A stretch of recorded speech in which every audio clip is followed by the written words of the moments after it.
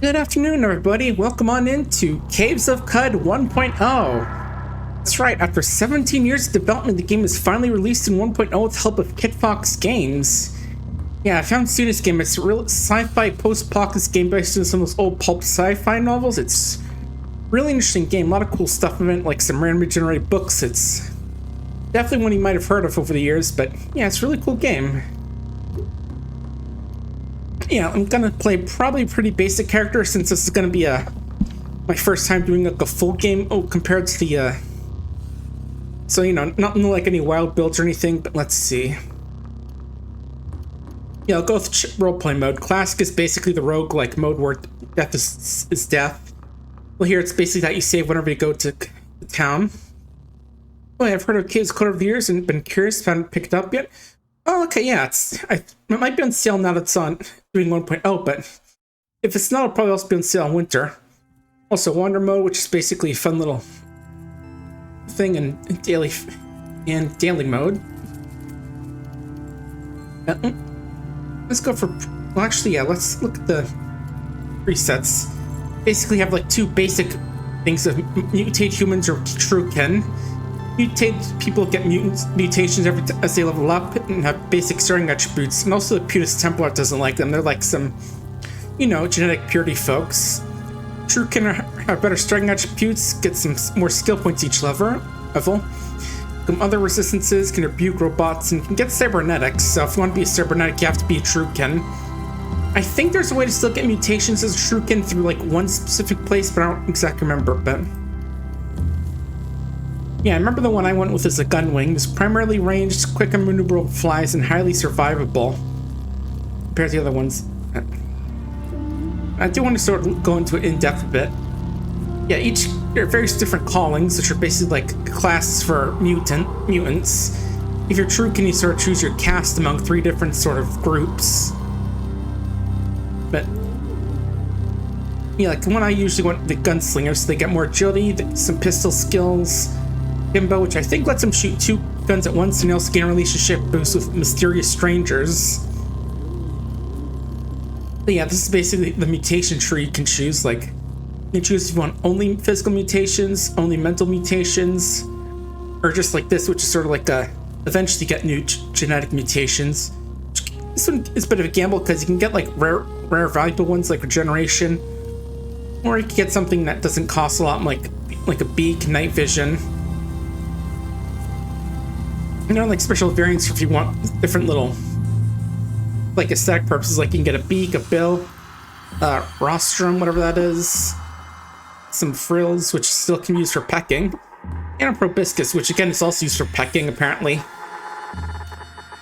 And also defects as well, which are just basically like negative ones, like being albino, amphibious, having a sense of pain, which is underdeveloped, so you don't know how many hit points exactly get.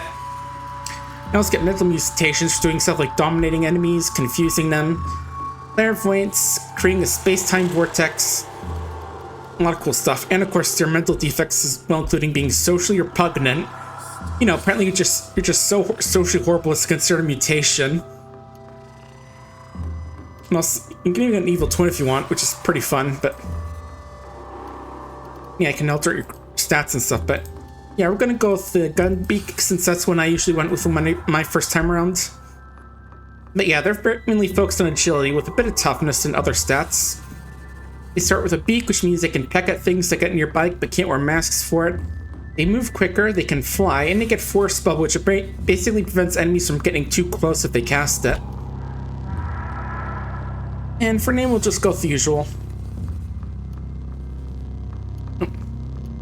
Then we get to choose where to start. There's Joppa, which is basically the default start for new players.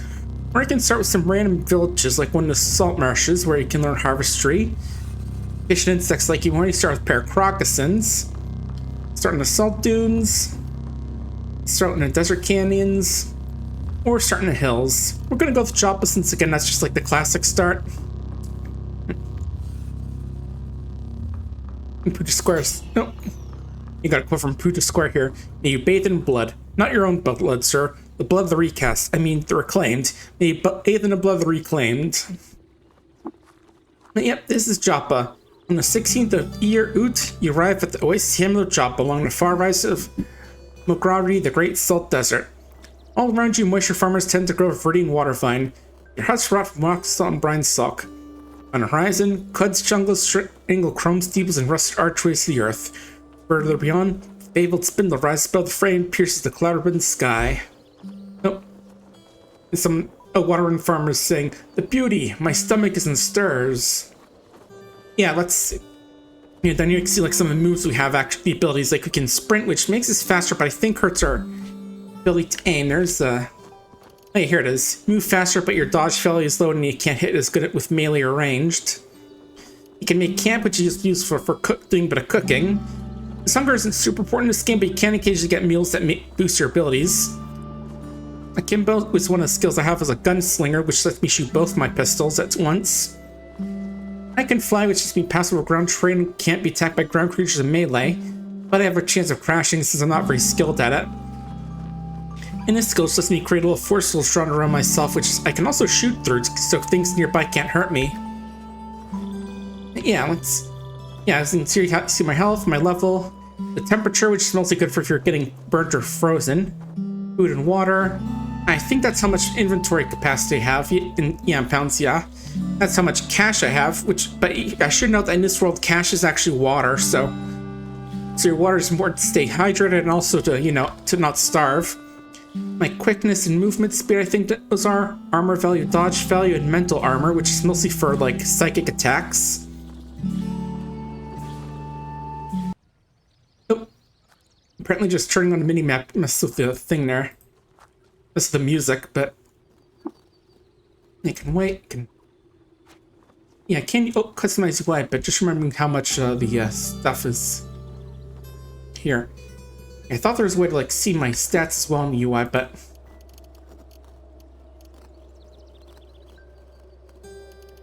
well,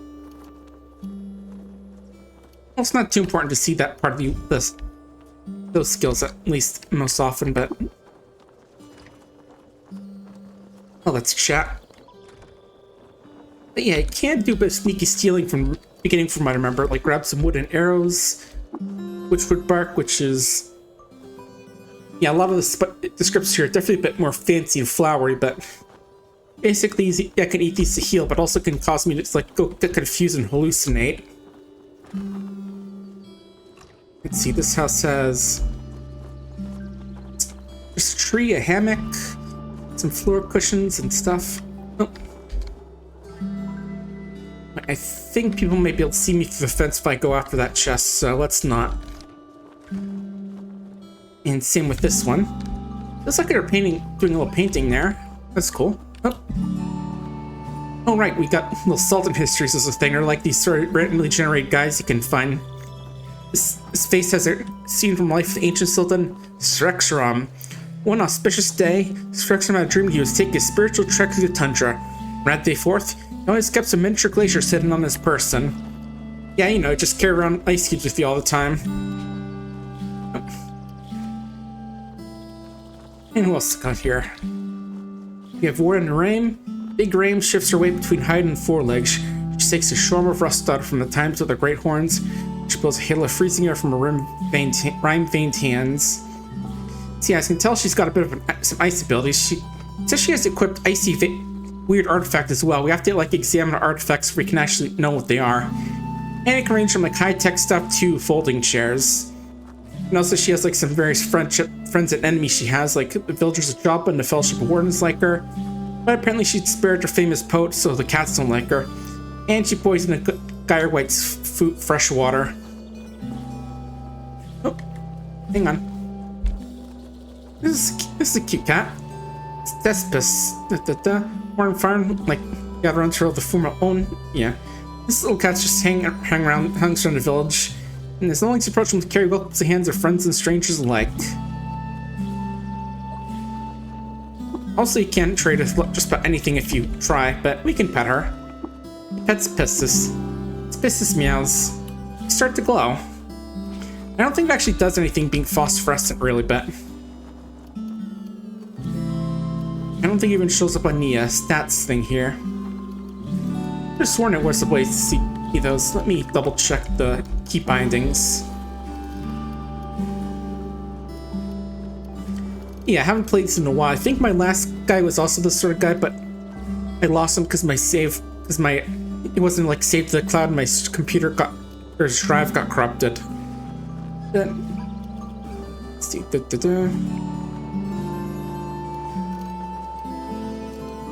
Might move.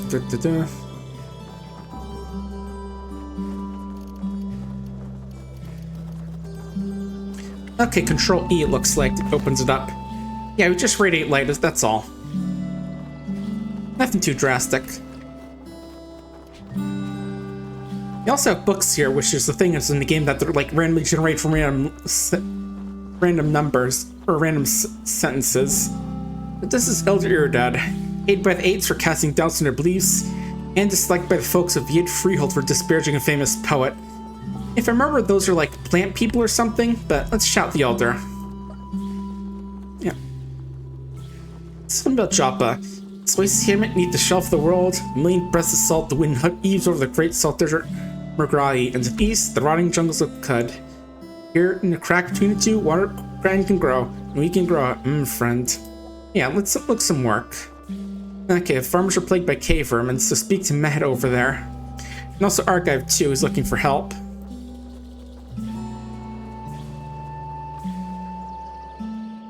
Yeah, I feel like these little windows here were made so that way people can't try and steal all the chests in here, but there's still like one or two you can grab. We'll bought a molded wax there. And we'll find the guy we're looking for in a bit, but first let's talk to Tam. This is a dromad merchant. So, in other words, a camel man. Let's see what he's got so far. We can see what we've got, but he has the trade menu where you can trade water for goods and services. Well, right now we've got ourselves a lead slugs, wooden arrows. Well, actually, I can also show the stuff we're equipped with right now. We've got our beak, which you can use to peck things occasionally. Our hat. Oh, and you can also actually show the tooltip, which makes it a little more dodgy.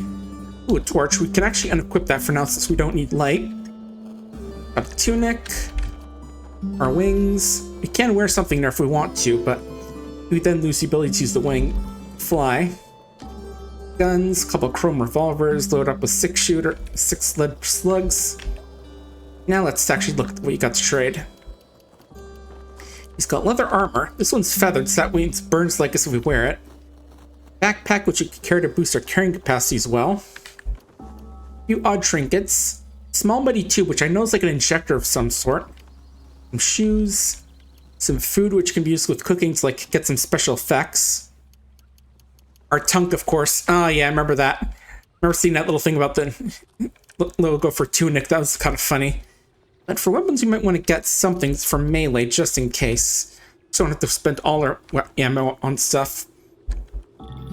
That's some pretty basic stuff like bronze battle axe, dagger, mace, sharp bronze longsword, so it's a little better with penetrating armor. And I think what we want is a dagger. It's good for more dexterous types.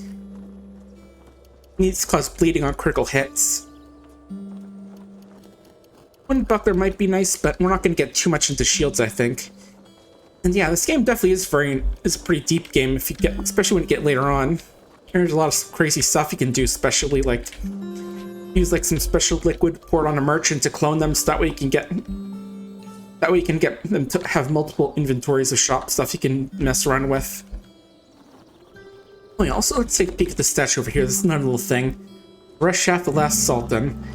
3 AR, they cleanse the Martians of the plagues of the Garn, taught Abrams to water find along its fertile tracks. This one... Oh, I thought this one actually like tells us where we could find that guy, but does it? I thought it did. Okay, no, it must be a later one. Maybe we actually have to like walk up and examine it. Because I do remember there being like a thing you can do with one of these. Or at least that was in the older versions of the game, so... Yeah, what is the, examine button? Yeah, again, it's been a while since I played this. Just double checking what the interact button is. Okay, space. Okay, so we just sort of get the same same text as we usually do. But where's that guy we need to talk to? Here it is. Here he is. Yep. My name's Mac. I'm in search of work. Some things you know on Brine around Beetle Moon. You run says saw creatures, spider-like, slinking in a brine. An okay used by our Derek at so near Warden Stomps. Tastes a bit of red fleck in the pool. Shillick found a soil by Red Rock. So yeah, basically we just gotta go to Red Rock to go figure out what's going on with the water vine. Here's Cat again.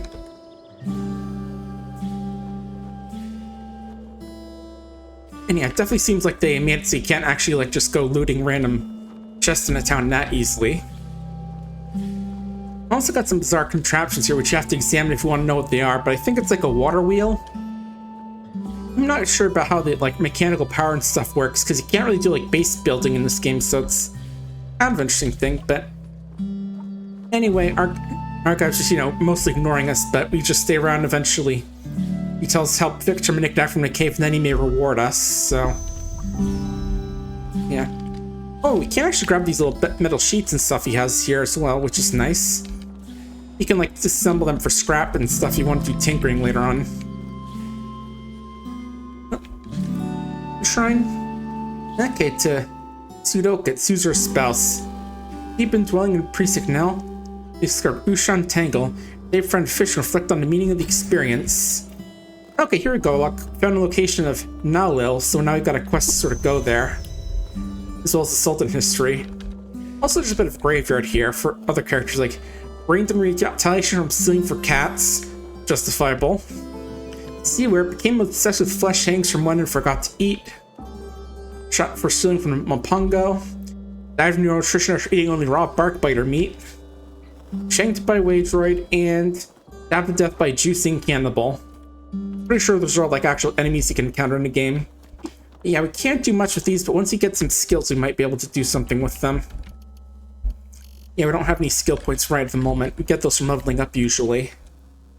And I should mention that there is a fast travel system in the game, but I am kind of just taking it slow right now because I want to try and get some actual encounters before we go into the Red Rock, because we do want to fight, see if there's like anything cool we can find or enemies to kill. So far, nothing too bad. I mean, no giant dragonfly is fine, but glowfish is fine. Alright, didn't remember there is a auto explore button. It was checks notes.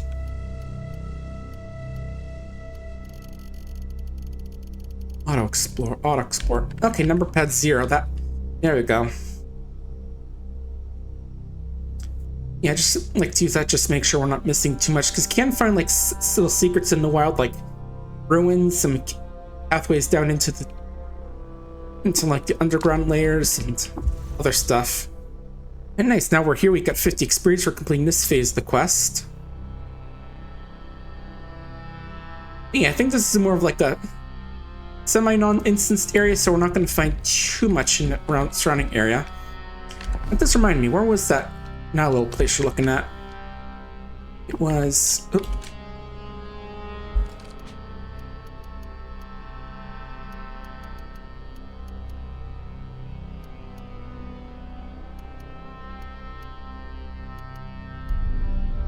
Okay, it's not showing me here.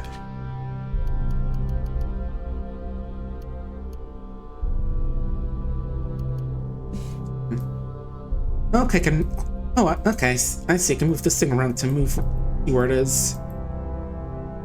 Now, it's not showing me on the map where it could be. Hang on. Okay, Nalo, it's 3 parsecs east and a parsec north of Red Rock, so right over here. Yeah, it's sort of like a mini dungeon, I think. I'm probably gonna check that out later. But let's keep looking around. There usually are a few enemies early on up here, but I don't see any right now. That's good, at least. Because there's actually a special death achievement for this called Red Rock Hazing Ritual, where if you get stoned to death by some of the baboons that usually hang it up here. Yeah, because I guess you're that notorious for early game killers. It doesn't look like there's anything up here. Also, it's turning night, so let's get that torch out again.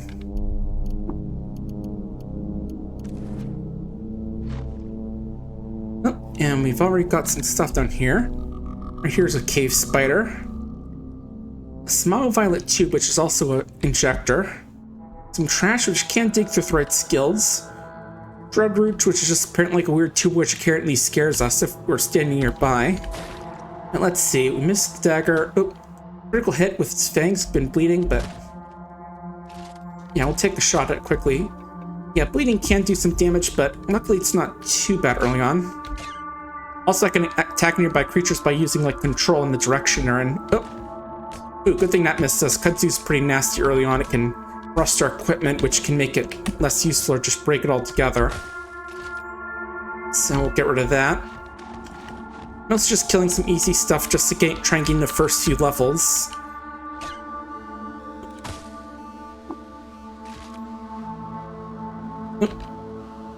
That's jilted lever. If it gets to melee with us, it can grab us.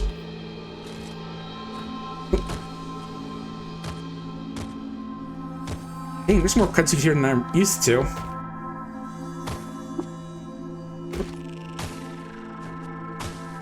I thought it was at the other place that... another nearby dungeon, but... a lot of kudzu in here for some reason. There we go, now we're level 2, so you get hit points, skill points, and a mutation point, which you can use to upgrade our skills. And let's spend them right now. See, a lot of these skills require both the skill points and a certain stat, like this one needs more skill points. We do have the agility requirement. Like this one makes us more likely to get crits. This one lets us sprint and not get any range penalties. And also disarm enemies if we shoot them. Get deadlier crits, and the ability to just fire faster, or just an innate fast fire. I also have Wayfaring, which I think everyone starts with. Then it just like gives the ability to travel more easily, not get lost, and sometimes find interesting areas, but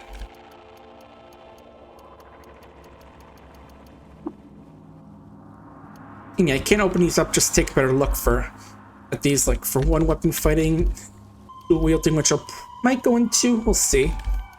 But I'm looking at Short Blade right now, since that's a mainly agility focused tree, and we do that a lot, so we can get, when you buy this thing, we automatically get Short Blade expertise, which makes this attack more likely to hit, and also makes our primary hand Short Blade attacks a little bit quicker.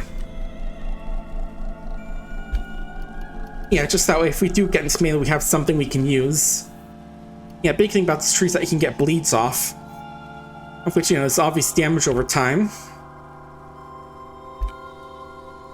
It does have a few active skills, like this one, which can make them slower. Oh yeah, and this one. Or if you shank them, it gets penetration rolls based on how many negative effects they have. Oh, and yeah, the game does have like warnings for if you're running low on health, which is definitely nice. I followed Caves of Qud's development for years now. I'm so happy with it. Yeah, me too. Live and drink tea too. Right, what was the rest key gun? I'm guessing it'd be R, but I want to double check. Okay, wait. Okay, it's this key to rest until healed. Or one of these. Oh, okay, it's like the lowercase tilde key.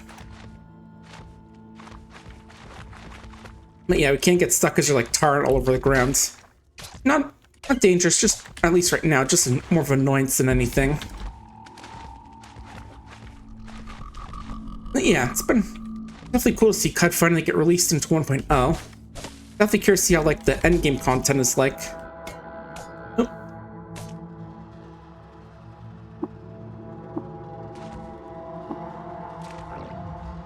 Yeah, I've been keeping. Oh, I guess I got scared by Dreadroot. That happens sometimes. Again, usually not dangerous unless it's like in the middle of combat.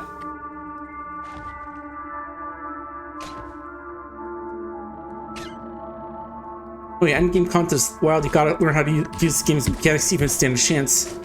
Ooh, that does sound kind of exciting, gotta admit. Definitely know about some of it, like, you know, cloning merchants and all that. We'll have to take a look at that. Ooh. Nice little ponds, that's cute. You are replicated trader 17 times to get infinite goodies. Yeah, true.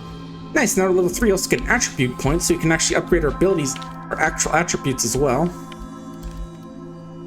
Or now we'll go with a bit more agility.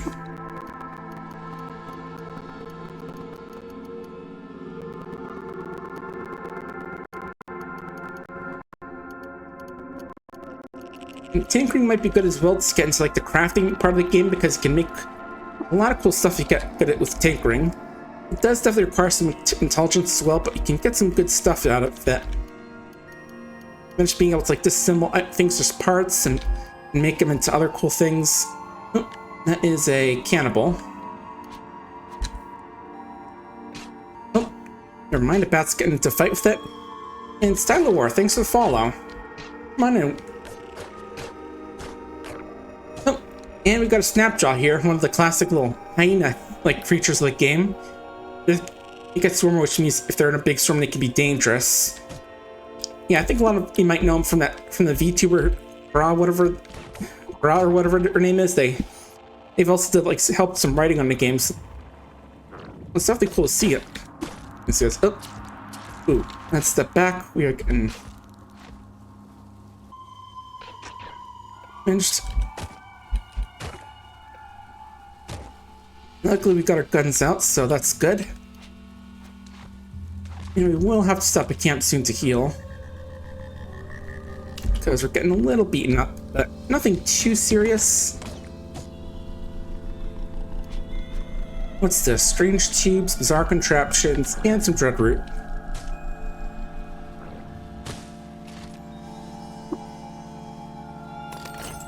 Okay, there's like glass hydraulic pipes for carrying liquids. Fill with algal water, which basically means like it's probably water with algae in it. Hydraulic brass foaminator. During enterprise of invention, you sometimes require use of a shapeless gray foam, or at the very least may require one day, and so some tinker presumably got ahead of the problem to prevent the brash foaminator.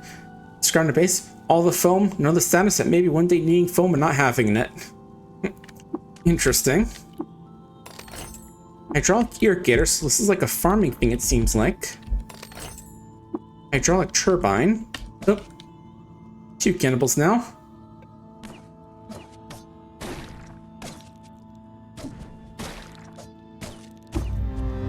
Nice level 4. Oh, and we can name a revolver. Sure, let's just do that. Sure. How about the digital gun of Red Rock? That sounds fun. Yeah, I can do. Yeah, there's a lot of funny little art things in the game. Artsy stuff again, like being able to name your guns. Alright, let's look at our mutations. How many? See, if we do get 4 mutation points, you can actually buy a new level of a new mutation altogether, but let's boost the height and quickness a bit, which I think will make us a bit faster so we're able to outrun enemies a bit more.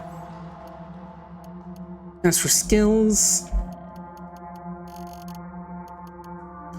oh yeah, physic is basically like the healing skill. I don't think we even have any bandages right now. Probably should have bought some, but oh well. Acrobatics makes us quicker dodging ranged attacks.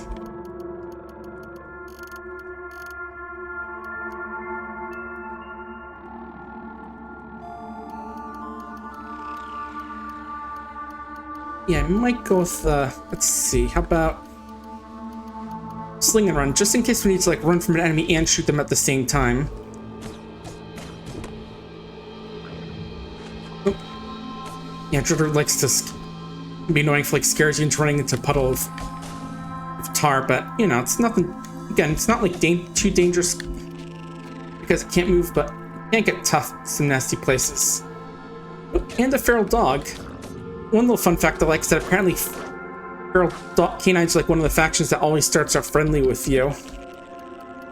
Because, you know, dogs. Yep, 300 reputation. Yeah, but if it starts short off, but this shows like how they like you. A lot of these guys, like these guys are fine, but arachnids dislike us. That's whether we're welcome in our holy places or not. And also what kind of things are interested in learning, and secrets are interested in training about, like Banals are interesting. I like these sort of weird little I guess you call them genies in a way. Basically, if you complete quests for them, they'll give you like some cool items. You know, those quests are usually just like some cool bonuses. Like, oh, let me see. This is a brute, so it's gonna seem might be good to shoot him, but we. Okay, there we go. Let me look what we got. A gentling cone, which I think hurts ego. Okay, we'll take it just for some stuff to sell, because we don't have too much in the way of loot right now. Not going to equip it, of course, because that'd hurt our ego, and we can't take it off once we have it on. Oh. Oh, there's a snapshot scavenger.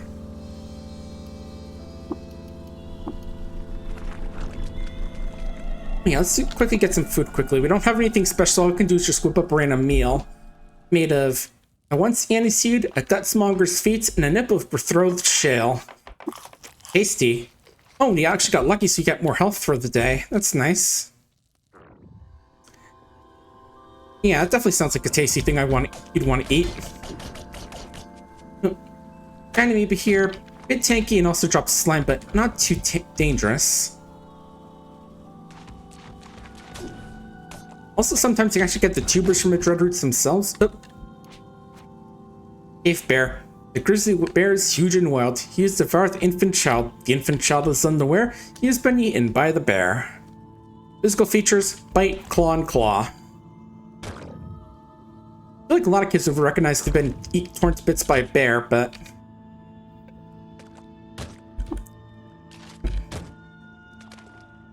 nice. I don't know, I guess that kid's so small they're too dumb to realize what it's like to be eaten. I don't know why I think about dumb kids, just reminds me of this. Well, I didn't watch the screen. Ooh, a speed spitting plant. Oh yeah, definitely want to get close to this and just take it out. Yeah, it's nothing like getting killed by having a seed launch your head at terminal velocity. But yeah, I was just watching like Tomato do a live stream where he was, well, not his live stream, it's like a one of those best moments live streams where he was playing Backyard Baseball 2001, you know, a baseball game a lot of us probably grew up playing. Ooh, anvil and a forge. Okay, can't do anything with those, unfortunately. And like, he gave himself a little challenge where he'd have to give a sub off every time he swore, because, you know, there are kids present, and he can't go swearing in front of at the kids and all that just because they're not playing to their best. And spoiler alert, there was definitely a lot of swearing at children in that game. And screaming. You know, like I remember one point someone in chat was telling him that about how he's not good at like the 3D game room. He's like, my brother in Christ, it's a 3D game, it's a 2D game. Ban that guy have that guy out forever. Okay, Warlord. It's got a weird artifact as well.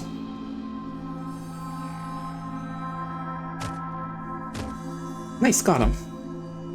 Wasn't there another one over there? I don't see him now, so you can probably just take the time to look at whatever this thing he had. Alright, never looked at the small violet tube. Okay, salve injector. This is basically a healing item. Regain health per level each round. And also tonics, don't want to mix them together because it can produce weird side effects. And this is a stun rod. Basically, cudgel we can smack people with to zap them. And it's also got something else inside, an odd cell as the game calls it.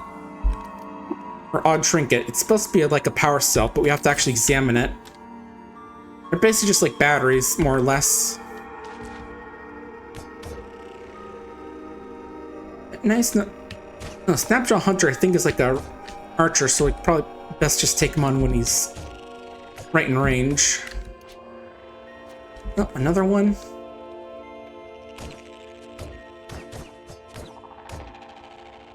You know, we ought to take his wooden arrows, which is nice. Because they basically weigh nothing, and, you know, ammo's always good to have. Oh, an Iron Vine Reaper. Okay, that's like an axe. This is going to be kind of fun to use, because you can... Because there's a skill where you can actually like, chop off people's limbs or decapitate people if you're good with them. Okay, nothing in the baskets. It may be a good idea to eventually like, get a place where we can just store all our spare loot if we want. Unfortunately, we can't take the baskets themselves, it seems. Ooh, painted quilted shawl. cold resistance, and also has some seen from life of the Sultan Reshef. After conferring with mysterious strangers, Chef convinced them to help him found a harbor for the purpose of receiving visitors from out cluster cosmos. He named the Starfarer's Quay. Did I take it? Doesn't look like it.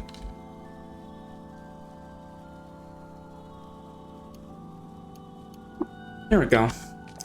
Yeah, I'll probably sell for a little bit more since it has cool paintings on it. And a bottle of cider. Ooh. We'll take some. Wait. I do have empty water skins, so I should be able to take it. Or at least fill my containers with it. It's only showing the one water skin with fresh water inside of it. Alright, I see. Gotta go pour into another container. There we go. Yeah, I'm doing that because the glass bottle is somewhat heavier compared to the other things. Oof, 3 grams of wine. Let's see. Yeah, I'll take some of that wine. It could be a good trade resource early on, maybe if we get enough of it. But I was just taking it because, you know, you wouldn't want a bit of booze when traveling these weird post-apocalyptic wastes. Oop.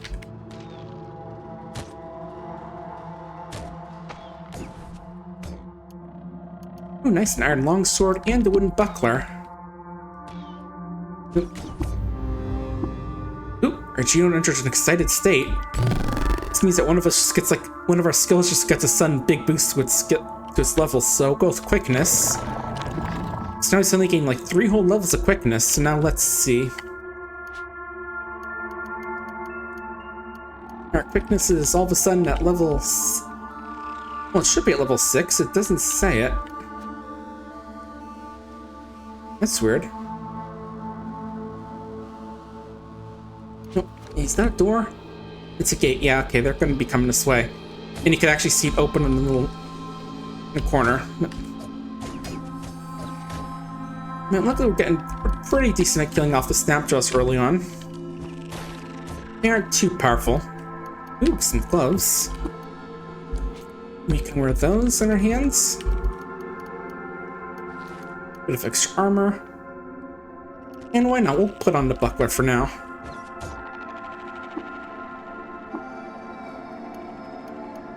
Looking at our weight, we still have a good ways left. Ooh, chest. Wooden arrow, short bow, and a circuit board, which is basically trash.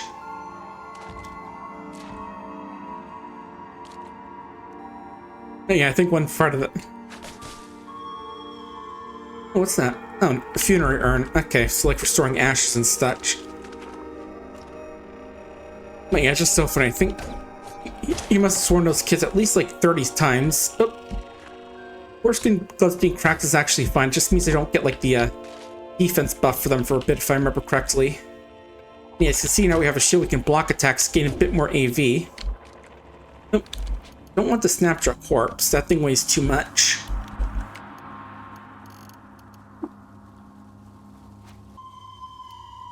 Toga, Masterwork hand axe. We will take the water skin for carrying more water around, once to get more stuff to sell. Brew news, sure. And the staff, why not?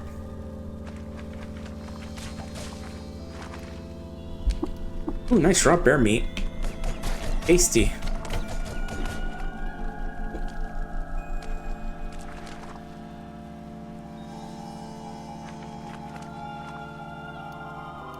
Okay, yeah, I just had to shoot what he dropped because it didn't seem to be telling me what it was for a second.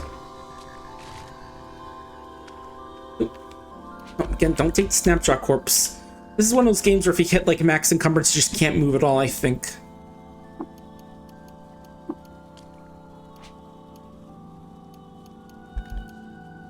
Yeah, it's weird. Okay, it says it's capped at 3 door to our level. Okay, so it should be higher, but it's not because of the fact that we're low level.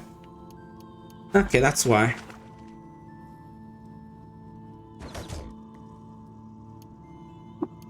So as we level up, we'll get quicker. Is basically what's going on.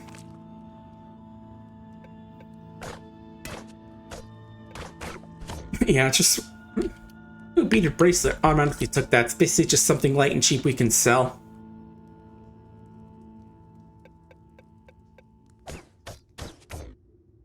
Yeah, I think one part I just remember was like I'm screaming. "Ah!" That one of the players just freaking out at, just this. And I think one part that actually got like made into fan art was him telling one of the kids that he hopes they get a disease. Ooh, got dry law petals, which are beer-based effect. Spine fruit jam for damage reflective thing, and congealed rubber gum, which is apparently one of those injectors we can get. So basically, like gives us like some elasticity and electricity resistance, if I remember correctly.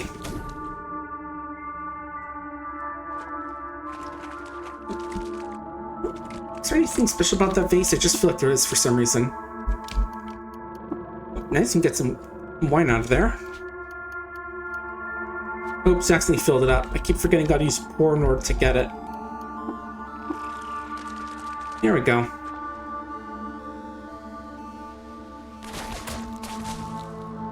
But yeah, it was real goofy just watching him freak out over children. And, yeah, all the hilarity of watching a real life adult scream at an umpire without the trauma the kids inevitably face from having, because they're just virtual now.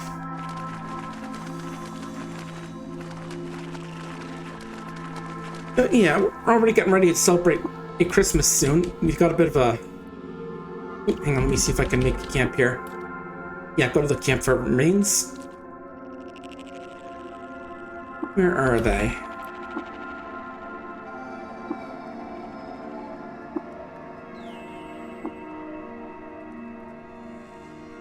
Okay, I guess they're right there. I don't think I can interact with them, so let's make them right about here. Oh, right, I gotta just use make camp next to it. That should work. Or not. Is there a way to, like, get the chest? Okay, yeah, there is. Okay, we can move the chest around a bit. Oh, I'm pressing D instead of just going to my inventory and dropping it here. There we go. This is soybean, a hunk of cheese, a dash of shale, and a salt hopper wing. Some of it sounds decent, but other parts are questionable, but that's kind of part of being... Oh, I think we actually set a fire from all the trash on there. Whoops. Good old garbage fire. It happens. Now I've finished up finding vermin. And there it is. Banged Gershling. Star orchid saliva pools in the cavities where its fang used to be, dripped onto pallid leg things. It shudders and it captures on pristine ecstasy, lost to space and time, and lets out a proud and piercing whine.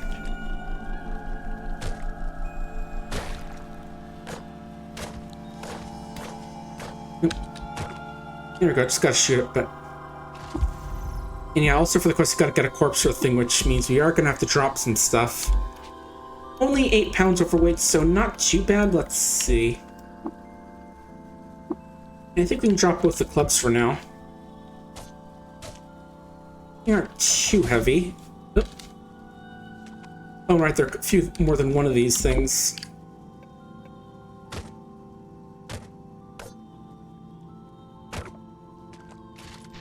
No, we only really need one for the quest.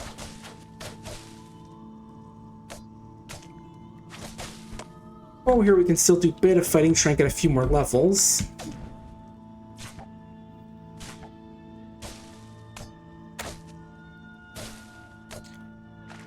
Oh, there we go.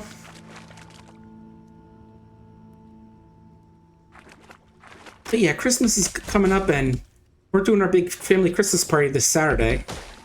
Like tomorrow, like in the I think it's gonna be in the morning, I think. Ooh, young ivories, those things are nasty.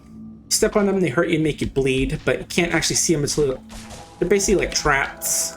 So it can definitely be painful, especially if you don't have bandages for their bleeding. Nope.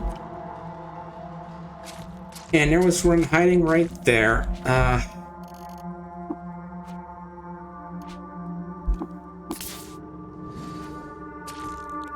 Okay, that was close.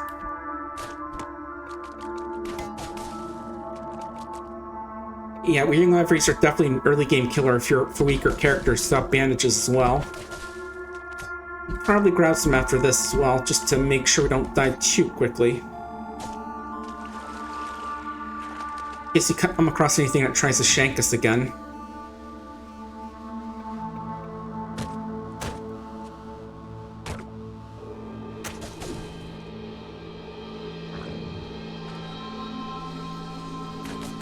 Anything else of interest here? Ooh. Right, I want to take that. That's like a thing we can cook with as well. Oop. Another jilted lover. Is there one here? Oh, okay, no, I was thinking of the bloody ivory. There was just a jilted lover got to bleed off, but...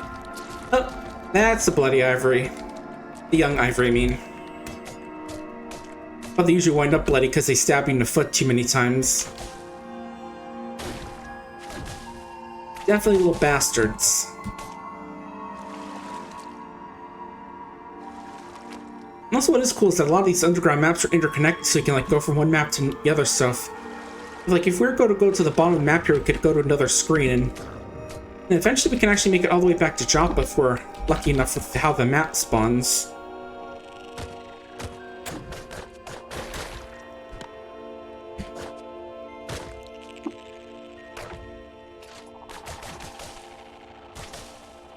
More.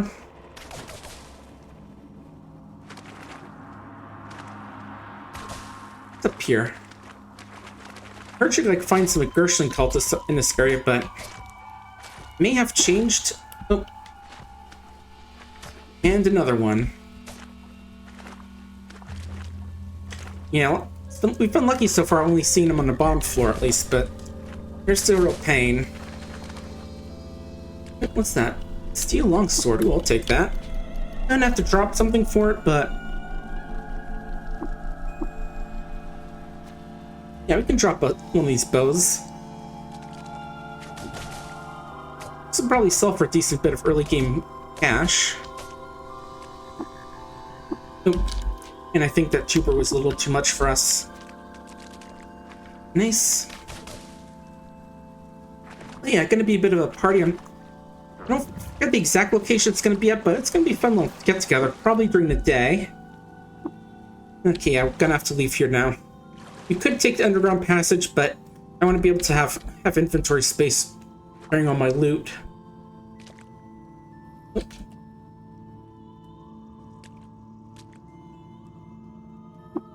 Okay, it looks like I just burned away the fire. Equimax hair, shavings from a tortoiseshell, and some dogthorn. Again, I'm very questioning about the game's length decision of food in this game, but I mean, it fills us up, so who might argue? I feel like in most games, eating a meal like that would be poisonous, but or cause food poisoning. I guess being in post-apocalypse means you have a very strong stomach. Even if you're like a Truekin, which is supposed to be like an unmutated person. Hey, get out of here, jilted lovers.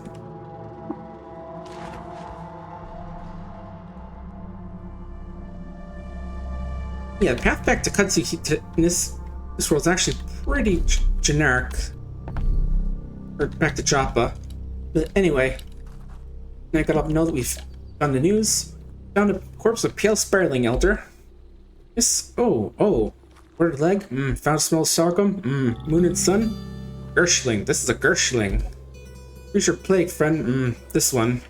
This one covered in slick and muscle out build shows a sleeping algot in a cave in the cloaca. But here? Gershling this far west? Must be hunched one for each. Sky widened again? Plagues are great grandsires many times over. Salt, darkness, Svartum frog, Gershling. Not like started with harsher, but this time bites my head like acid. Unless I need for eat elixir of yuckweed. Also had its fangs removed.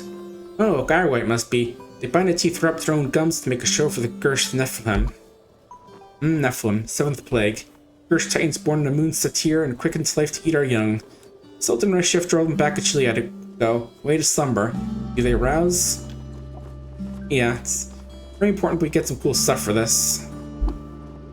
Yeah, an Uber Nostrum Injector, a Salve Injectors, and a weird artifact. And also getting a reputation boost for helping them out, but let's just drop the corpse now that we don't really need it anymore.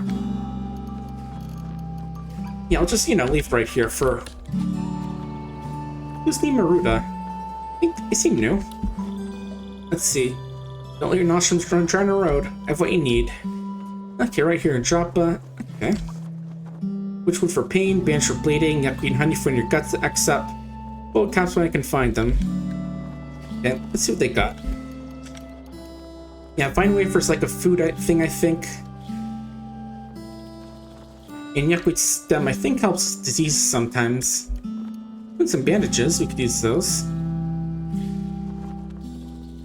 Let's grab like, not 9. How about 4 of them? And how much water do they have? Does it say anywhere? Not that I can see, but we can sell some old gear we have. Oh, not all of it now. A little too much. There we go. Yeah, I think you have to be concerned about when doing trading is that you can easily get yourself overburdened from carrying too much water. What about Tam? What do you have? See. Looking like mostly the same stuff from last time. They do eventually restock our inventories. Oh wait, we'll take some more lead slugs, of course. Can always use some more of those. And the steel buckler might be nice for more defense, but let's see if we can afford that.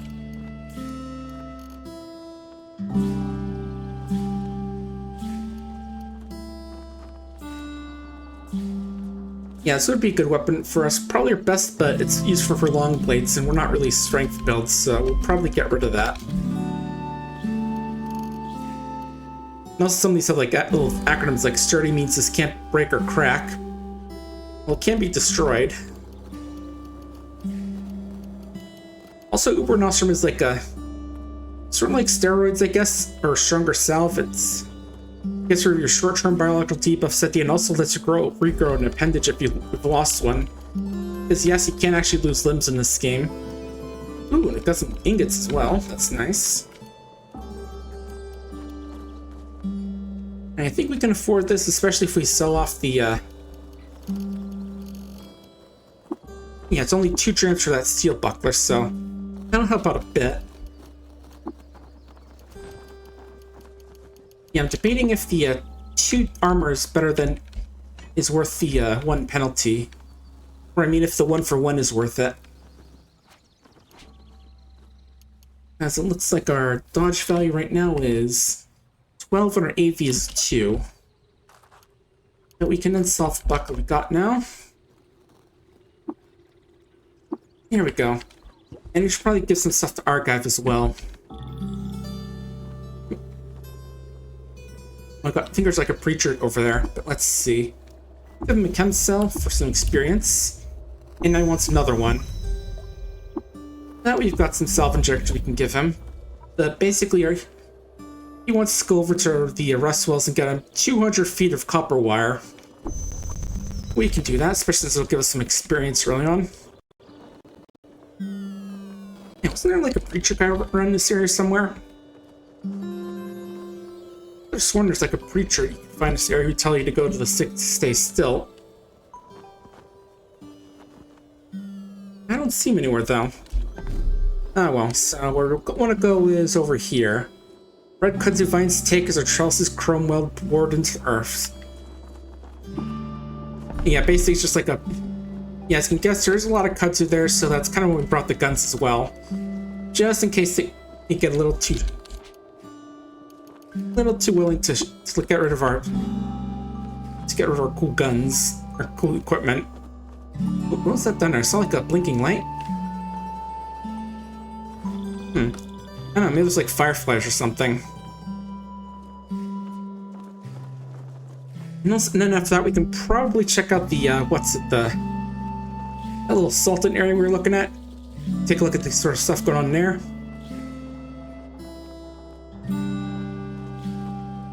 Ugh.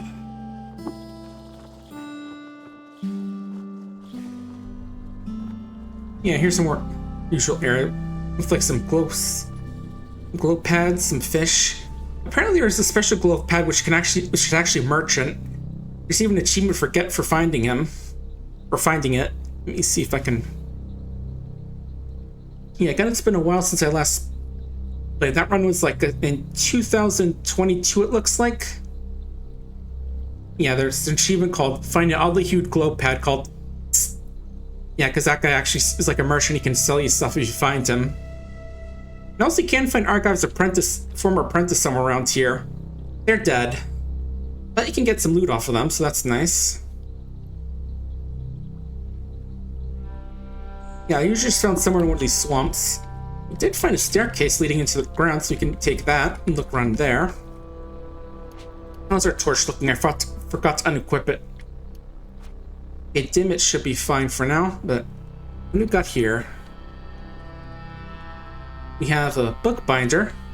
So it looks like the guy kind of sells books. Got the Fanged Gershling and hired guard, so basically he's just here to guard the bookbinder. What's trying to Gershquas?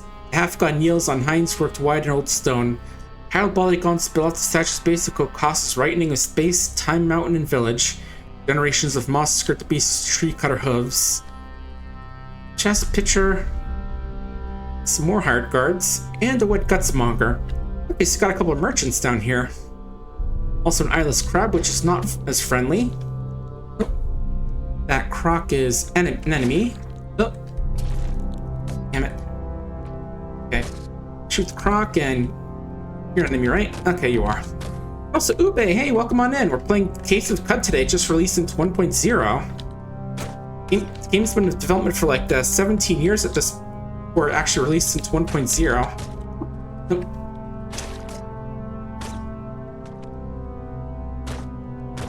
A bit swarmed, but we can use this to force him back. Little force bubble. Yeah, it's definitely been a long time in development, but got picked up by Kid Fox Games, who also picked up Dwarf Fortress, which is cool.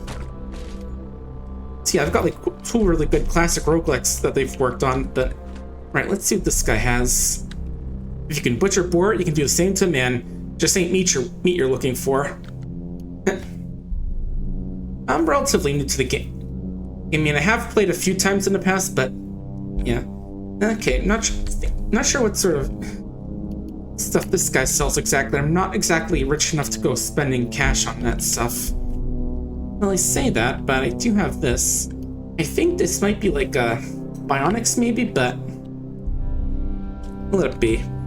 Also, these segmented earthworms can split apart, so that's why there's suddenly a bunch of these guys now. I guess they got into a fight and split, but that's fine.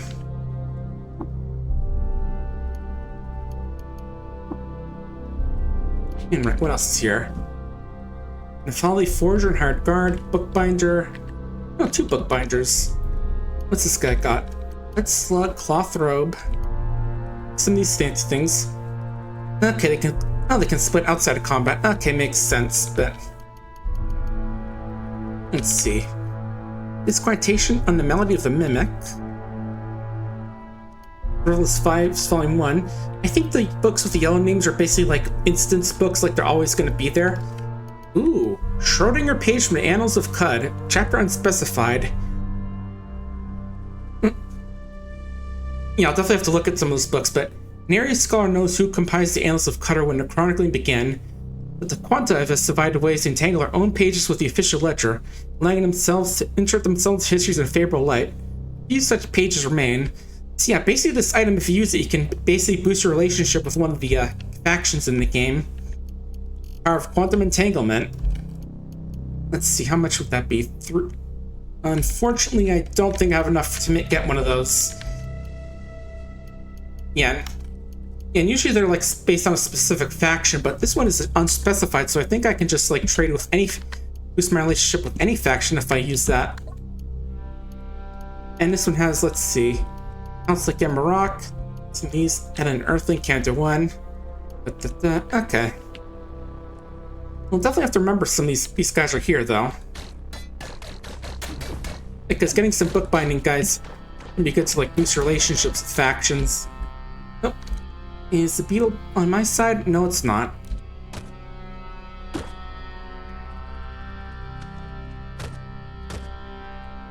Oh, something over there shooting.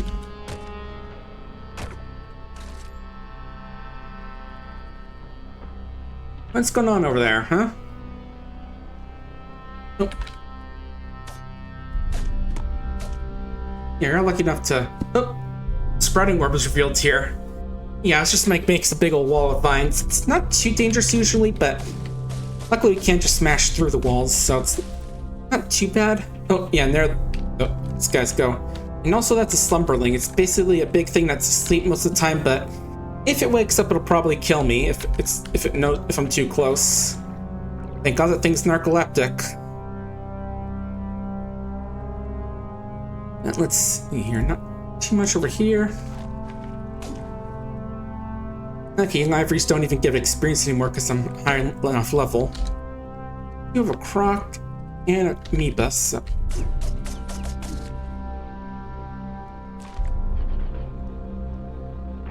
Yeah, it's definitely it's part like exploring the eastern part of the map. It's not like the part with the wastes or whatever they're called, the areas with the chrome pyramids could spawn, but definitely pretty far into the game. Oop, that was an electrofuge that I shot at. Trash monk. Yeah, help me out. Help me out, garbage monk. There we go. You got anything? Nah, just some furs. That's fine. Figured I'd check. You can't trade with a lot of creatures in this game. Which is kind of funny, because sapience or sentience is really weird in this game. Like, you can even like as an item or two you can use to actually make creatures sentient. Let's see. Marvelous glow pad leaf, philosophical blade of grass, and a diaphragm wing. What makes a blade of grass philosophical? Maybe it's like that one book, Leaves of Grass, or whatever it's called. Oh, and right, definitely want to stay away from that slumberling. They have resin extruded by Stru when to spawn. Oh. Ooh, burrowing Gershling, jeez. Hiding in the ground now. Luckily, since we do have some good levels of quickness, we can actually just, can outrun it. Oh.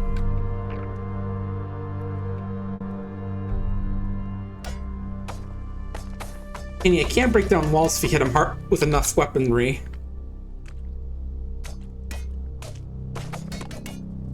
Where is that little guy?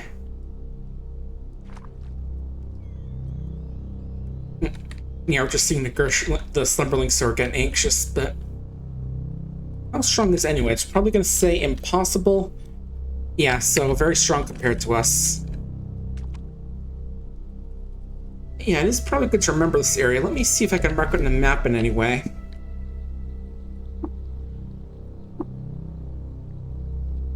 Is there like a notes system? I'm curious about that. So I know like in Cataclysm Dark Days Ahead, you can like mark stuff on the map if you want. And it automatically does that for like special points of interest like craters, military supply drops, and like UI, character creation, trade, abilities. Let's look here.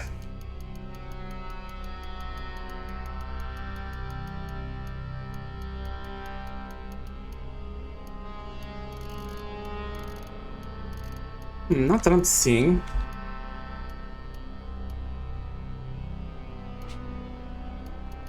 Wait, journal. Maybe I can put something in here. Insert add. Okay, I can't put my own notes in here. Let's see. Husband lore, Sultan histories. General notes. Okay, how about... yeah, I just had to check the map. Okay, one tile east of Joppa.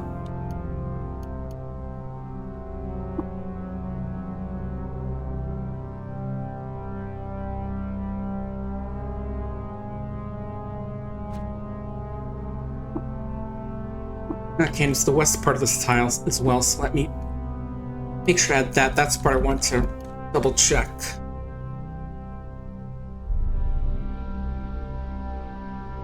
One east of Joppa, 2 bookbinders.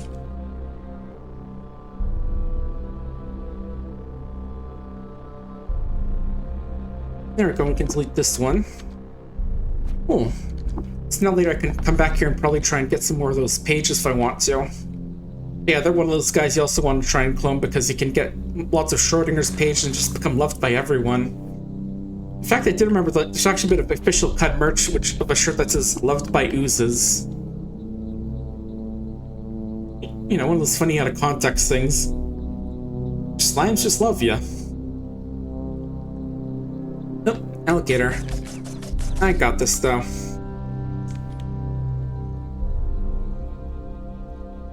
Yeah, I think I remember off screen in my original game, I just like to make sure to explore every single tile because I'm just really interested in finding if there's any cool things we can in the game, but probably not gonna be able to do it as much on stream because it might get boring. Oh, my torch is out. That's fine, we can explore in the dark for a bit.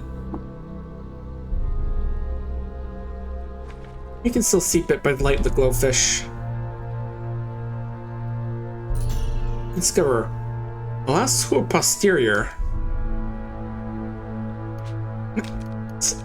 Cool, found some ruins. Oh, and immediately we found some snapjaws as well.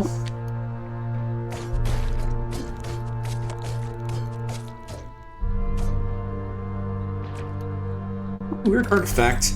Ah, two-handed longsword with freezing. So yeah, basically if we hit people with it and has a cell, can use that charge to freeze enemies. Pretty cool. If we're, you know, oh, what was that? Okay, salty sap, scrap-clad hermit. I heard like a gun going off, but doesn't look like it. How are you doing? Okay, got nothing to trade anyway. That's fine. Yeah, I was gonna say, I could have sworn I saw heard like a gun going off, like because turrets are a thing in the game, but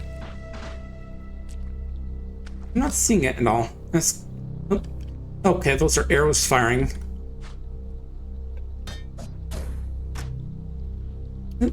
Smock, a battle axe.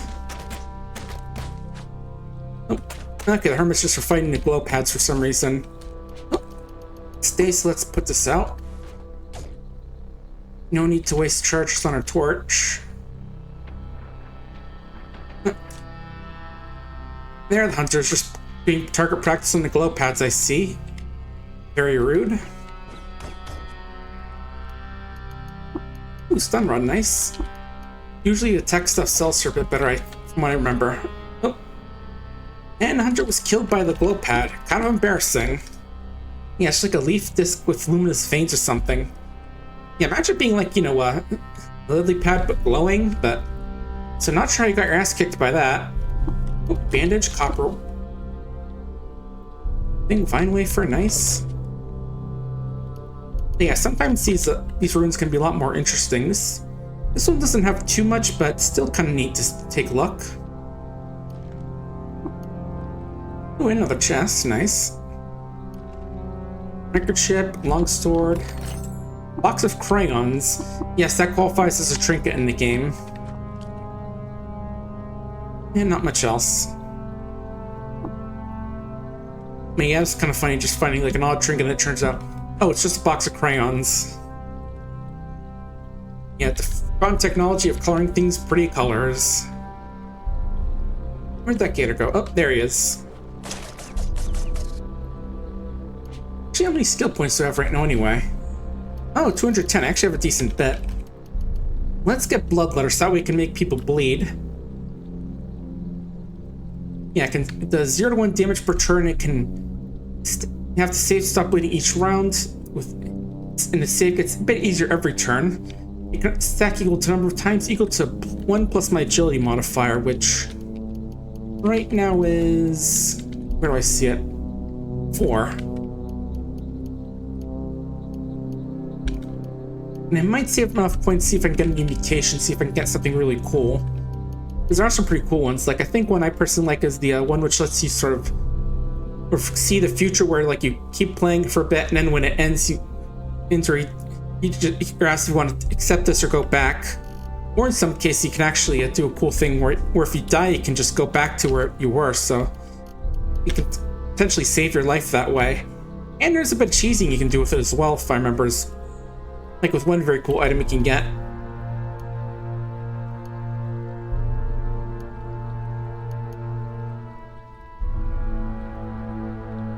And since I actually have the points for it, I should probably get Physic, just learn Staunch Wounds, which makes my bandages more effective.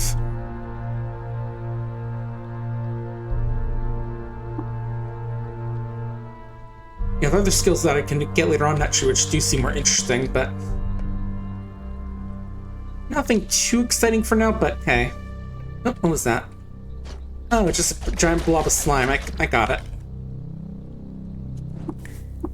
And what's the meal? Eternal crock meat, a rusty diapher swing, a smidge of brindweed, and a dram of bones into a pot. I mean, I've definitely heard of bone meal and such, but I don't think that's what they meant by it. Unless our character's part dog, but I'm pretty sure it's supposed to be like more bird-themed than dog-themed.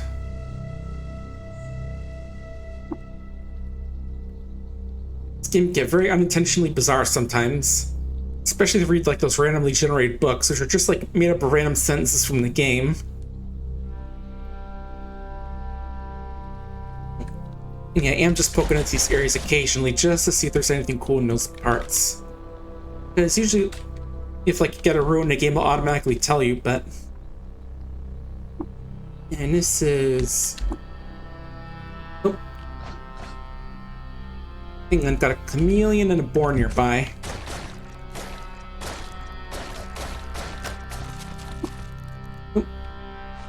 Bleeding, but we're fine.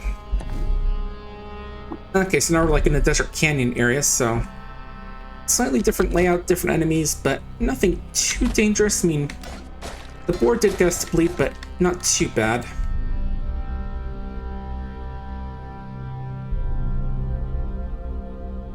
We gotta make sure our guns are loaded at all times. There's nothing says fun like getting into a firefight and forgetting to load your pistols. Oh. And yeah, I'll get a torch out in just a sec. Yeah, forget if I'd taken off because it was daytime or if I was just carrying it around and forgot about it. Let's see, where is the torch? Here it is. You can tell this one's been used a bit because even though it has the same name, it has its own stack. And you can burrow into walls if you're strong enough, or like you have the right abilities. This can like get burrowing claws as one of your physical mutations, so you can like dig through walls if you have them. Definitely makes it easier to bypass certain parts of the game with those, but the best we can do is just stab at walls with our pointy daggers. And occasionally peck at the wall with a beak, but that's about it. Nope. What's Salt Hopper? That's sort of like a grasshopper creature, if I remember correctly. I also have like the ability to leap at us. Ooh, nice, level 7. Health skills mutation point. So now we should be able to roll for a new mutation. Let's see what we get. We get phasing, so we can phase through solid objects for a bit of time. We get quills, which basically means that we can't wear body armor for this, but we are immune to quills. We can shoot quills around us, generate quills, and if you have a lot of quills, you get more armor value. And Sundermine basically means that for up to 10 rounds we engage in psychic combat. Each round we do damage, and at the 10th round we deal bonus damage. And if you actually kill someone without their head explodes. Let's do phasing for now. It might be good for just if we have to hide for a bit. Just make a quick escape. Not amazing, but I'll take it. And also I think there is a way you can die to that by, as an achievement puts it, let's see. Violate the Pauli exclusion principle. The achievement's called The Laws of Physics Are Mere Suggestions, Volume 1. Because yes, you can very much defy the laws of physics in this game, including exploit wave particle duality to clone yourself. Because yeah, you can make clones of yourself in the game as well. That can need a bit more for that cooking and gathering, which would be good to actually start making some good meals.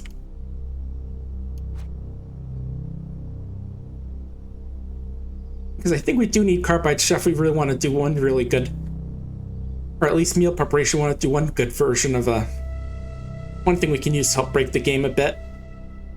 Oh, hey, time to put away the torch.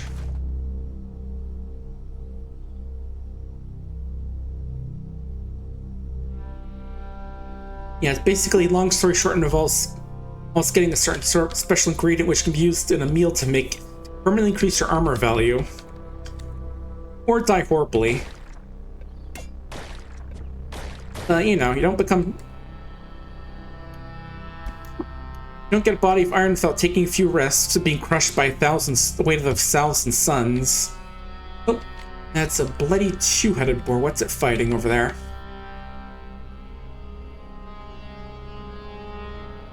Okay, looks like it was fighting something. Okay, snapjaws, it looks like. These men, I guess, are a little bit tougher, mostly because they can hit twice because they have two heads, but not too much more dangerous. Ooh, what's this, bookshelf? Oh, no, weapons rack. So I'll take both of those. Sesame Street, a pinch of eminent dog food, and a burnt capacitor. They're literally just eating like some machinery right now. That can be a very strange game at times. So how close are we to the place? Okay, like 3 or 4 more tiles. Again, fast travel is totally a thing, but I just want to walk around right now just so we can make sure we get some early experience.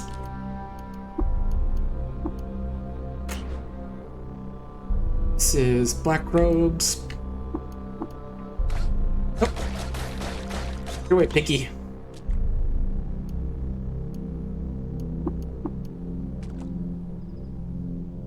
Yeah, there are in fact ways to increase our carrying capacity, but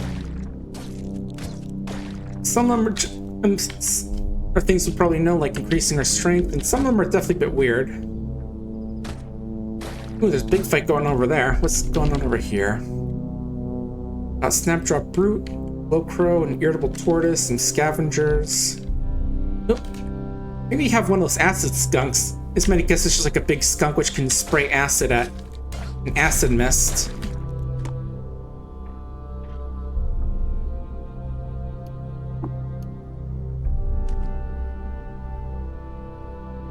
Or steel arrow. Take the arrow at least, sure, for, you know, cheap and easy to sell. Oh, Snapjaw Scavenger actually leveled up. Congratulations. Now you gotta die. Okay, this was the one that leveled up. I can tell because he's easy instead of trivial.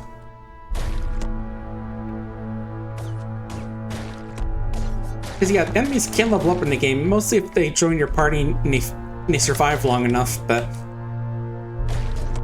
it's mostly just a fun little thing. What's up with you? I've been cleaved, eh? Let me help you out with that.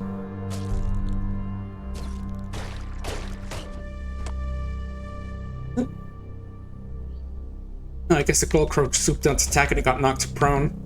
I think the birds are actually helping us out because we're friends. Because I got a beak on me. Stun rod with a used power cell, I'll take that. Backrooms, the quilted shawl, that's nothing interesting, I think. Armor staff, Sock Iron Mace.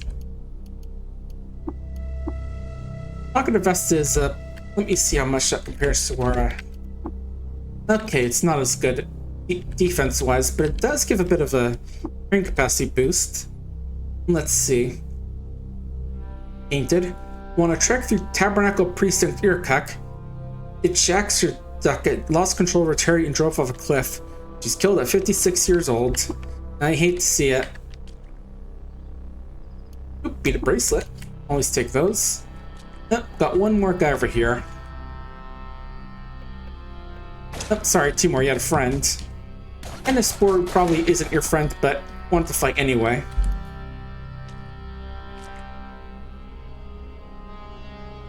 Pardon me, you guys have a lot of friends.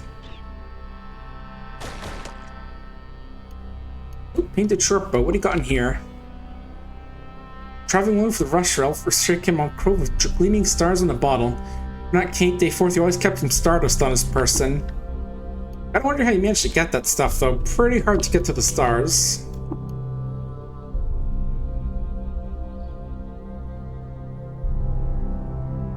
And I think it looks like that's all that's here.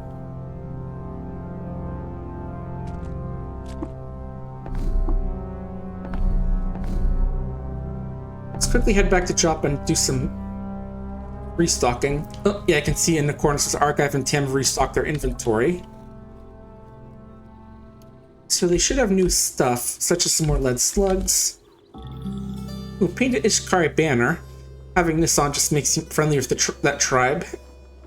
And also got a scene from the life of Sudokit. Deep in dwelling precinct Nano, Sudokit discovered Ushan Tangle. There he befriended fish and reflect on the meaning of the experience. Not sure if I've had that one already, but didn't mention going into my thing, so I think so. Also, ooh, a steel dagger, that's an upgrade. A musket might sound like it better, but it's not because it's a bow and rifle as opposed to a actual gun, or you know, it's not a pistol. It's a bow slash rifle, which is its own category. Also need for a cloak. It gives us a bit of cold resistance, but it makes 8 hate us because we're wearing just their flesh, which you know makes sense. Yeah, I'm definitely going to get that steel dagger to get a bit of an upgrade to our weapon melee capacity.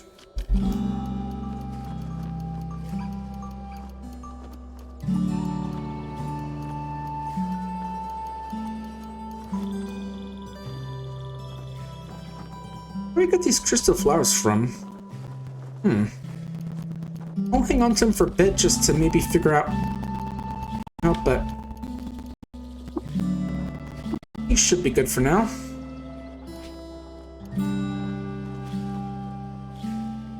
Also, I did forget that actually in towns you can usually like actually find a specific meal they have. Like, let's see. Yeah, here we can eat fresh apple malts, which gives us more natural healing and slower thirst. Nice.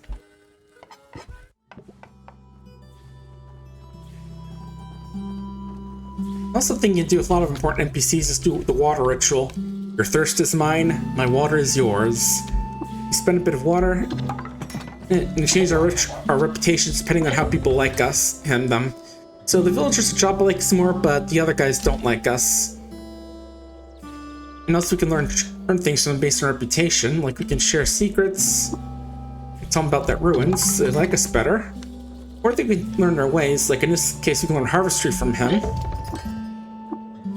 It's an actually harvest from Trance. And also we can actually learn how to cook apple malts, so we'll do that actually.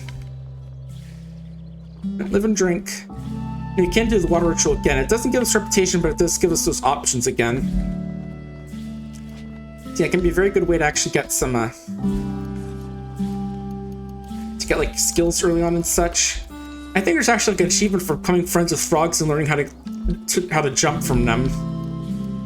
But yeah, let me show that skill we got. Is we can harvest fresh ingredients from plants now. And it's automatically set to on, as you can see like in the bottom right corner. So now we can like...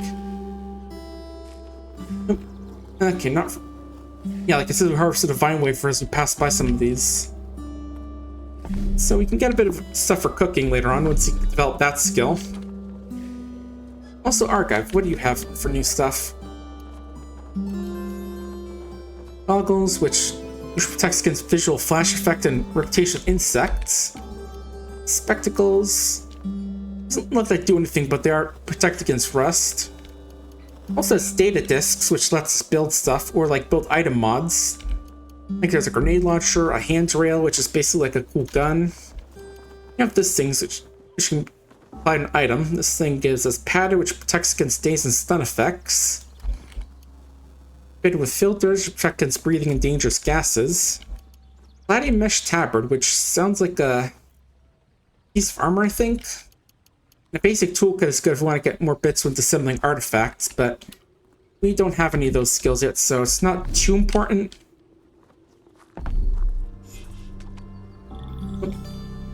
So let's get back to where we were. It was one more screen over, I think. Yep, here we are. Oh, and I did equip that dagger because I wanted to dual wield, but I forgot we got to deal with the light as well. Okay, a nip of shale, a dash of wicked cumin, chameleon horn, and a star glow crow feather. Warren Ramsey would not be happy with these meals we're cooking. Oh, what's that? Bladed nullworm. Equipped with a crab crushing beak, it says. Oh.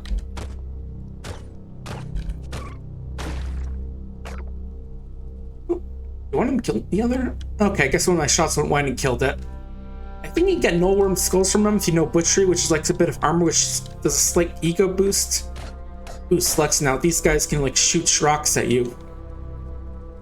Imagine it being like the fiery blowhog from Pikmin, except instead of seed spitter.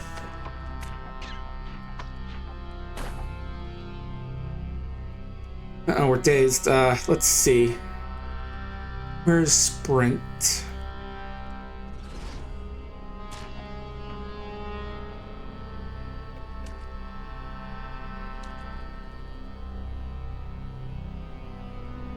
Yeah, just run back and get our bearings. There we go. And bearings, of course, they also mean health regenerated.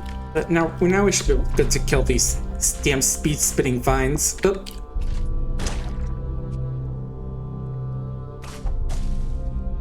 That's one. Yeah, those ranged guys can be annoying since they have really good vision as well, it seems. Let's take a quick peek down here. Giant beetles aren't too dangerous for us right now. As long as we don't get like mobbed by enemies, we're good. Oh, remember what I said about getting mobbed by enemies? Let's see, sprint.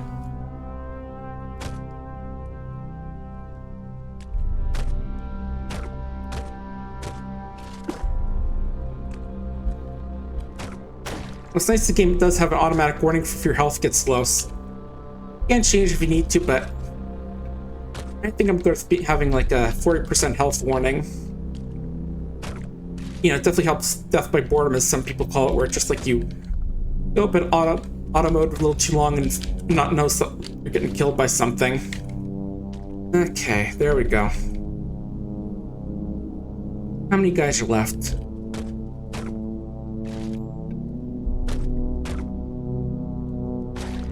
What's that? Okay, an Equimax. I think it's like a horse or something. That sort of creature, but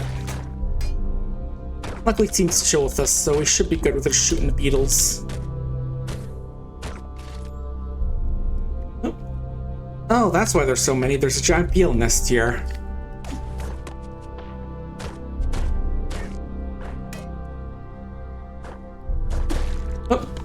Oh, geez.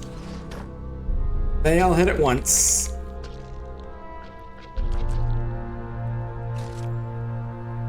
Okay, put away this.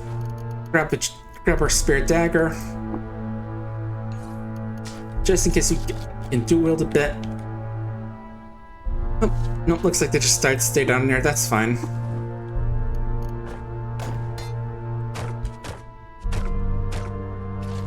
And yeah, I know we should probably be using our gun more, but I don't want to run out of ammo.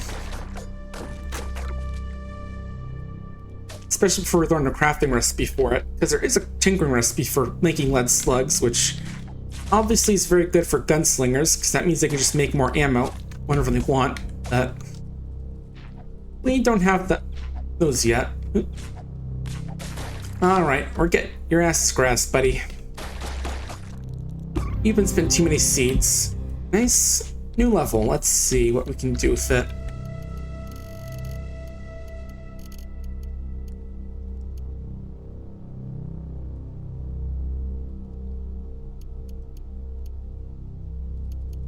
How about disassemble for now?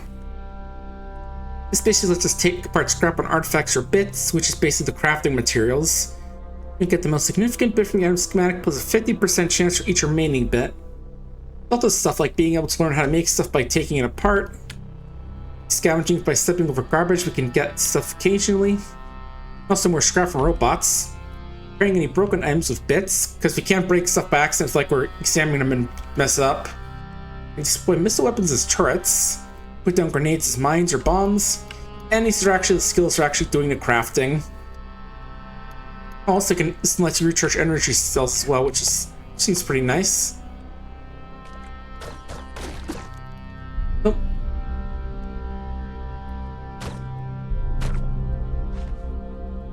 Okay, we're good. I wasn't sure if that extra hit was from seed or whatnot. What do you got, Trash Monk? Just some arrows. Okay. Well, yeah, other than that, next week isn't gonna have too much in it, I think. There is gonna be I'm not gonna be streaming Monday because I gotta work that day because I'm taking Saturday off for the Christmas party, but other than that, there's not too much else. Oh, there's one thing I actually remembered that's important. This night at around 7:30, I'm gonna be doing a bit of an extra stream on my friend Foxy Eric, who's gonna be doing the stream of a community night. He's gonna be playing Lunars, which is a free game right now. It's currently a demo. It's basically like Mario Party in a way, except like the animals of the Chinese zodiac. And what's pretty cool is that he actually has a cameo in the game as a skin for the dog, I think.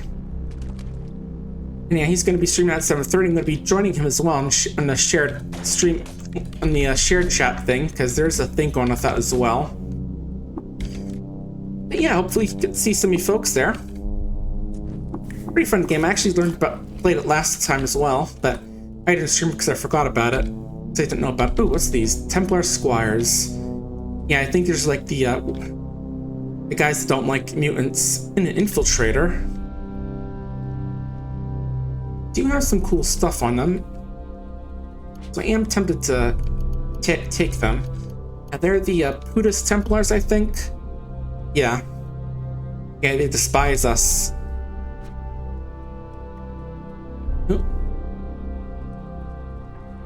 Oh, I think that's the thing done by the what do you call it, the infiltrator. But again, I will try and take them on, but right now I just want to my distance for now. Oh, never mind. There it is. Yeah, they're hitting us with a manipulator, this game calls it. Yeah, I feel like they have some cool ability, but I forget what it is. Oh. Fungus Dye Grenade. Oh, that's what's over there. Ow, ow, ow, ow.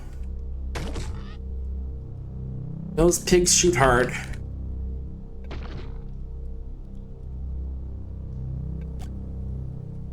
Yeah, nothing like taking a slug snout thing to the face. Those things can hurt like hell.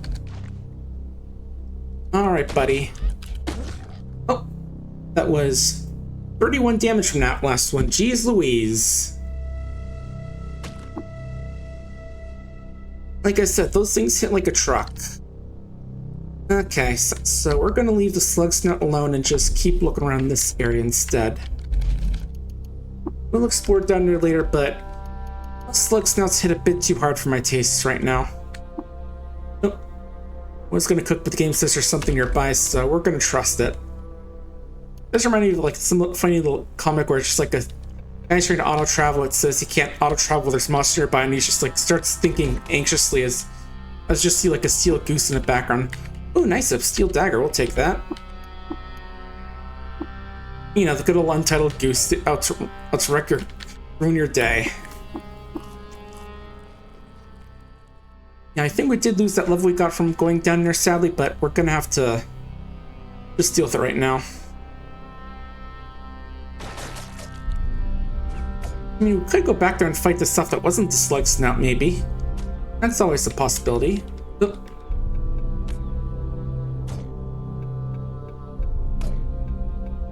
Who's out there shooting arrows at me? You? Yeah, I thought so. Okay, the guy's got a cool short bow, which is slightly better at getting crits because it's a masterwork. Nice.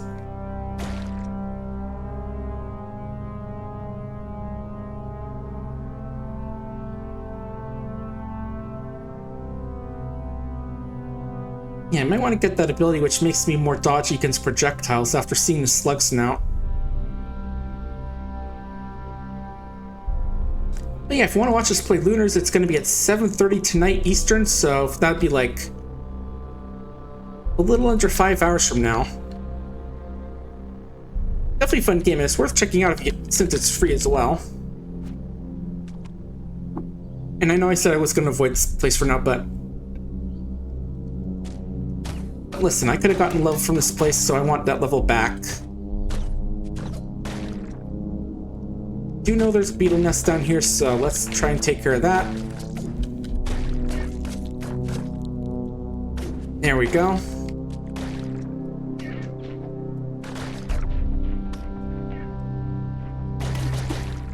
Oh.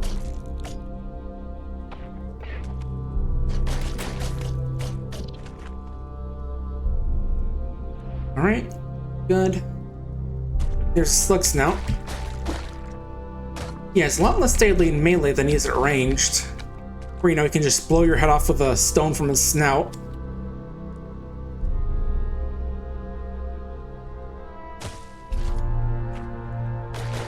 Alright, looking good again. We'll just clear out this area and then we'll probably leave it there because I don't want to... And again... Oh.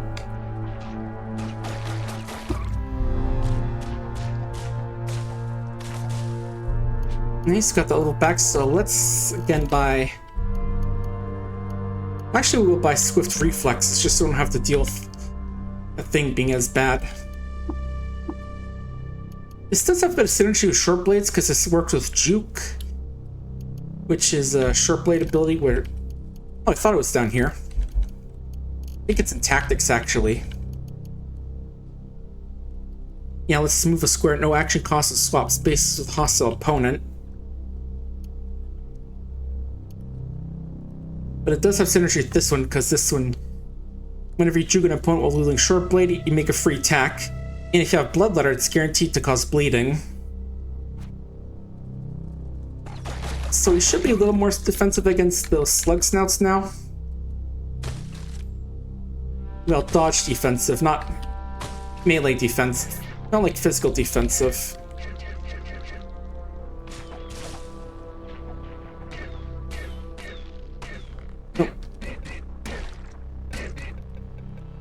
I see local hermits are trying to do some hunting. Didn't work out for them. You can come across like unique named creatures, but we haven't seen any of those yet. They're like the kind of guys you can do the water ritual with. And also killing them affects your reputations with factions similarly to the water ritual, but in reverse.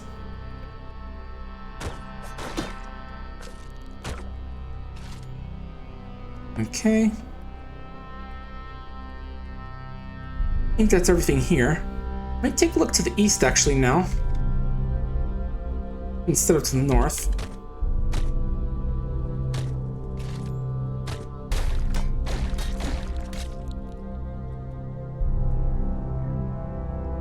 Yeah, other than Qud, I don't see too many games that are super exciting for me this December. I mean, again, Streets of Road 2, if that release is going to be a cool one, but we'll definitely see what else there is to play.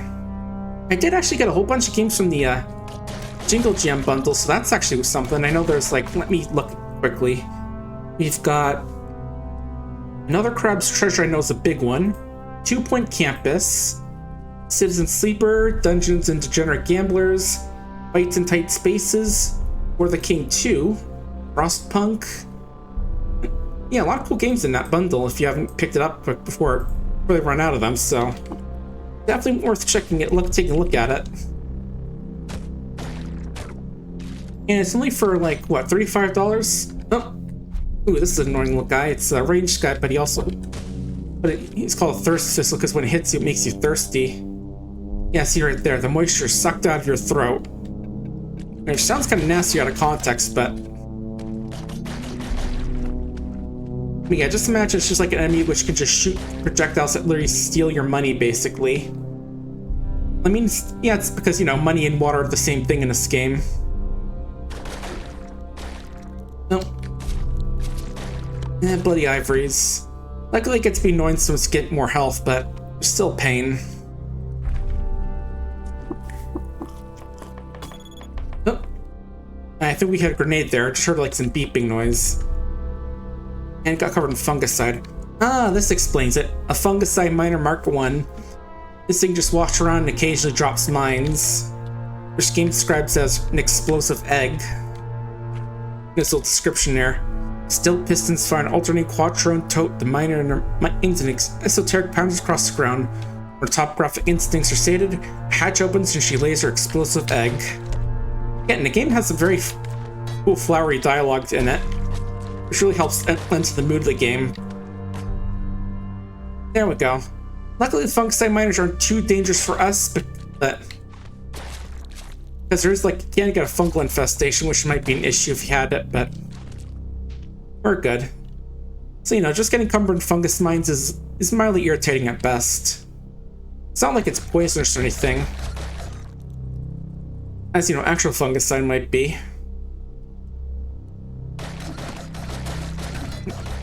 It's just some boars. What else we got here? Might be a path to the east that might be worth looking at.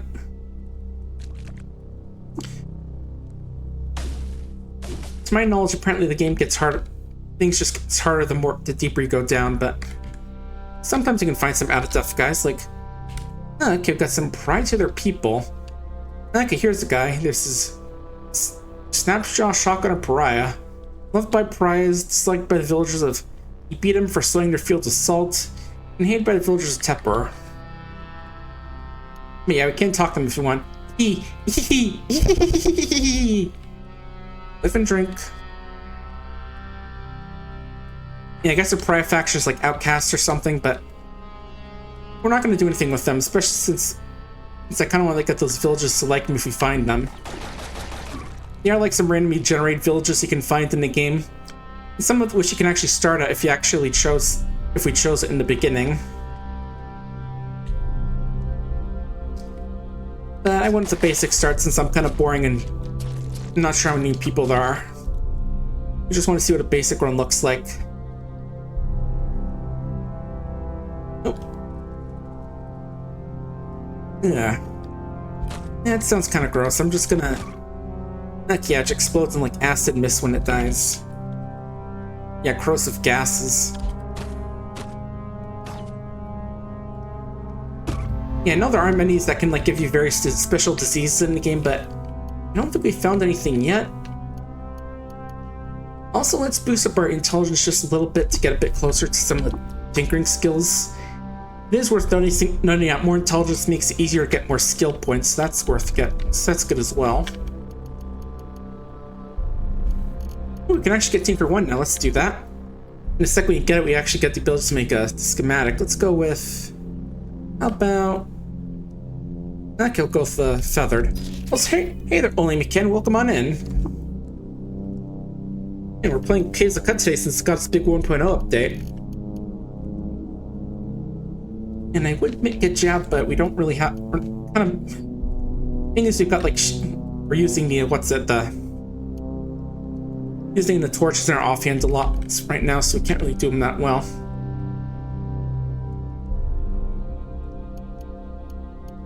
Shield might be good since you use those, but...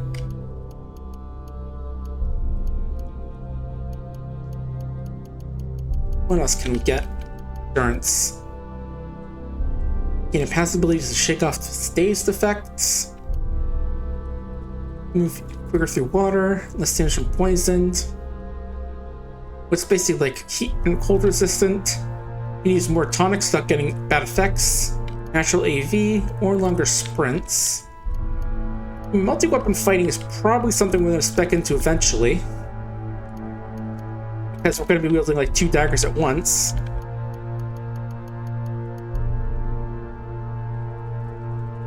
Now let's go into meal preparation now.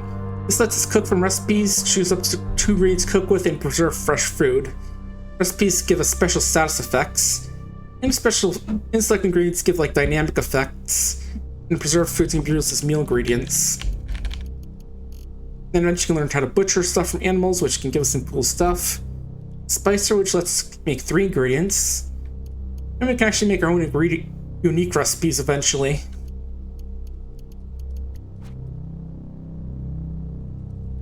Yeah, there's definitely lots of the game. Oh, that is those burrowing Gershlings. There it is.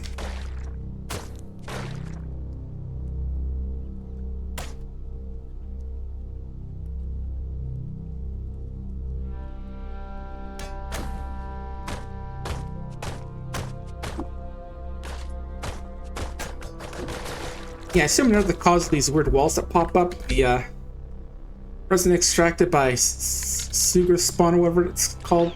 It's pronounced. Just more annoying than anything, especially since you can break them down with our short blades, but it takes a while. Now I do want to explore that area with the squires. Oh, wait, how do I get back there? Oh. Yeah, probably not a good idea to smack Kudzu, but we're fine. Okay, right here. To the left. Oh, there's some shell in the way.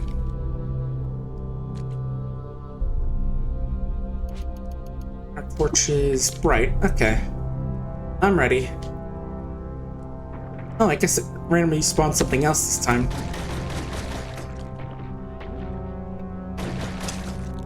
Oh, or maybe not. I'm seeing that infiltrator again.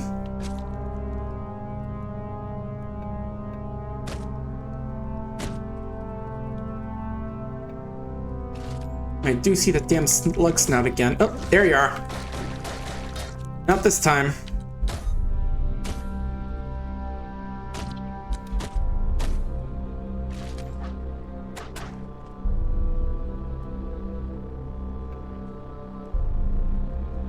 I mean, don't mind those weird visual effects. It does happen with some monsters, especially like ones that mess around with space-time. Oop. That's a thirst thistle.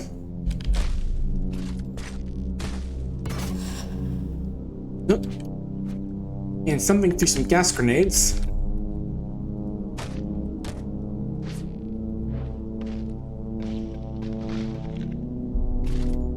What kind of mines are these making?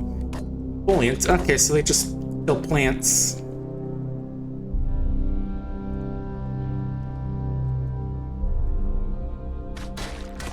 Not too dangerous to us again, but I did hear at one point they wanted to make like some plant-based people at some point, so maybe they'll come back. Our speed spitters, always good to kill these things.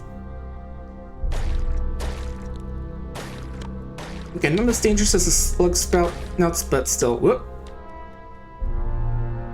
That thing teleported us. Okay, let's see. Dog's our friend, dragonfly is cool with us. Got some stuff down here.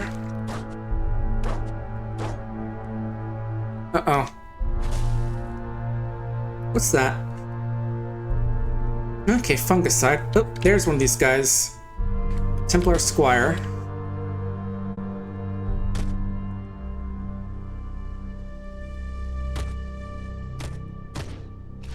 Alright, got one. What do you got?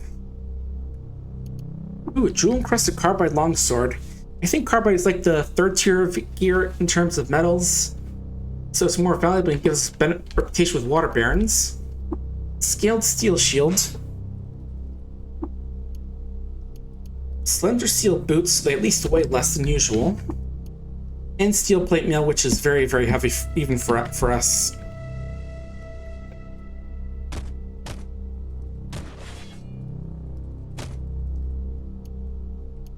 Paint the steel boots for Life the Ancient Sultan.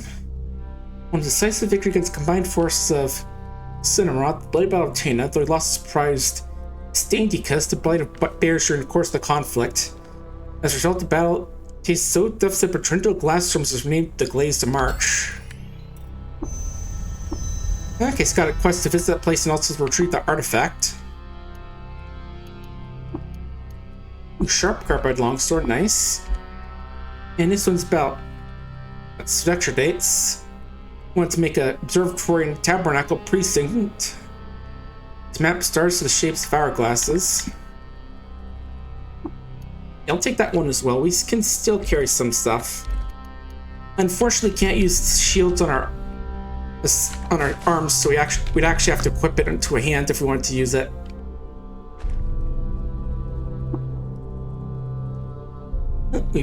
Oh, there's something picked up there. We can look in the desk at least. Masterwork wrench, I'll at least take that. Wood arrows. Oh, I see, that's like a no power sign. You can look at these strange tubes. Oh, of course, it's a rolling chair. How can I not realize that? And this is a wire extruder. It's another one of those things that can be used as part of a power grid. Ooh, gold in it, nice. Ooh, what's this? This is an infiltrator, but it's Lapsar du Node, Warmonger amongst the true. Left by the Pious Templar. hated by the villagers of Petra for lighting a beacon fire to warn their enemies, and hated by mollusks.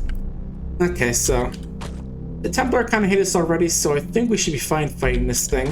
Oop.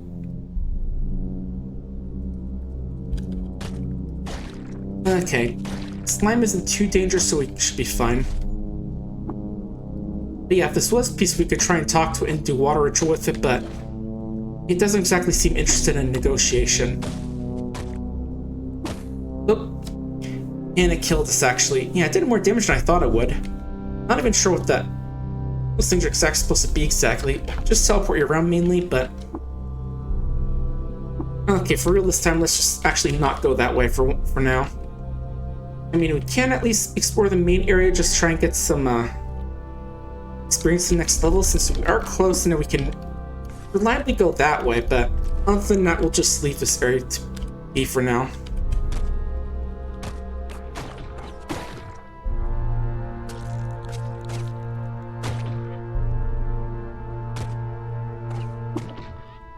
Remember how I said we could reliably clear this area? I guess I was lying. Okay, we're just gonna explore around here then instead. Oh.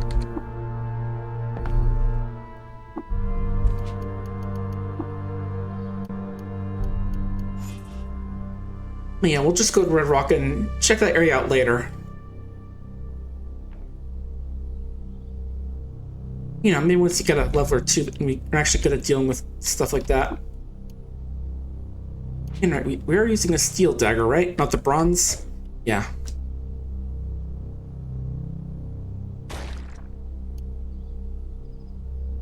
Okay.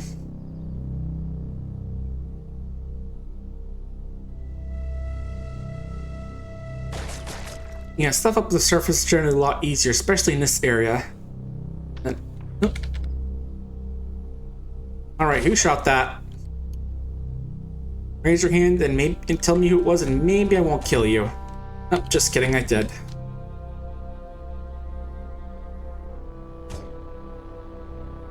Yeah, just like when a kid hits their baseball through your window and you have to go out and ask which one of those kids was the one who hit it. And except in my case, I kill him because they actually want out for my blood as opposed to some dumb kids. God, I still can't stop thinking about that stupid little video of Tomato playing backyard baseball.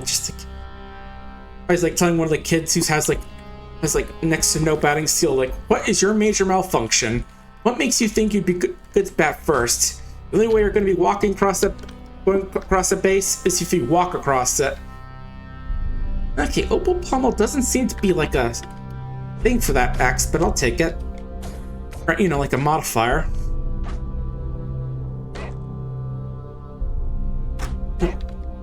And look, Canaan's trying to kill Equimaxes for some reason. We can kill the neutral creatures if we want. It doesn't actually affect our reputation, but I don't know. Oh, what's up with this one? Okay, just salty, bloody, and cleaved. It's just like a temporary armor penalty. Thought there was something special about it, but no, it's fine. Just your average old Equimax. I think we should be able to use rust wells right over here. Yeah, we're like on the side location, so if we get a little bit closer... Oh! One of these guys threw a grenade at me. Then luckily if you stand still, you can actually beat away the flames with your hands. Also, you can see our temperature up there is like high now, in like 70 units, but it goes down over time now that we're not on fire. So yeah, snapjaws can sometimes have grenades on them, so you have to be a bit careful, but usually aren't too deadly. Oh. Compass bracelet. We can put this on to reduce our chances of getting lost.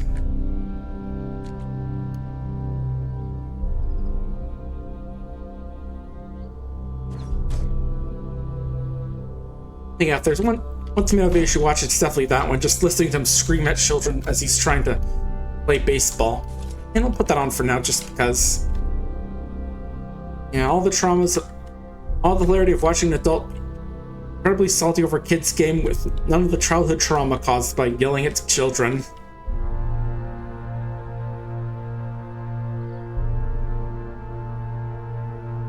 Yeah, I trying to remember some of the person not like him. I'm saying that one thing the Parent Teacher Association didn't say, but that they try and tell him to take the game easy, but one thing they forget. Oh, yeah, these are the baboons I was talking about. These are the guys that are part of the old Red Rock hazing ritual. Luckily, we've got some levels on us, so they shouldn't be too bad. Oh. Yeah, we don't need to kill the kudzu, but I don't know, it just sucks, so I like to kill it just because. Oh, and we see a monkey over there, so we can't go walking. Also prevents us from like doing the hold down to walk thing as well, I just noticed. Oh, thanks for killing the kudzu monkey. It's actually a baboon, which is a little bit different, but still.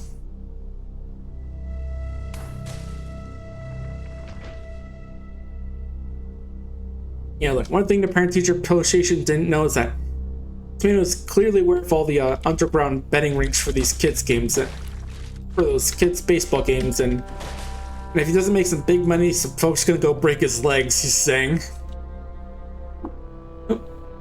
Oh, there's copper nugget, okay. But yeah, sometimes you can find a way on the surface, but you usually have to go downward a bit to find it.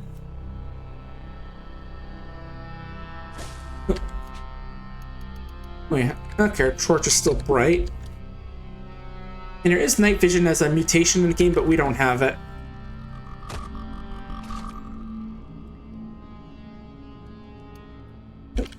I'll get a rifle. Take that because we can disassemble it if we get enough experience to learn that skill. Oh. And again, I want to be very careful with those things because they rust stuff, it basically breaks. You have to like use certain things to repair it.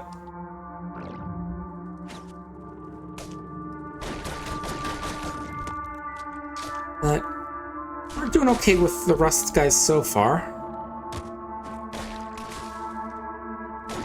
Yeah, if you had like a certain mutation which just shoots like, what's it called, light manipulation, we could shoot lasers at them, but we don't have it, unfortunately.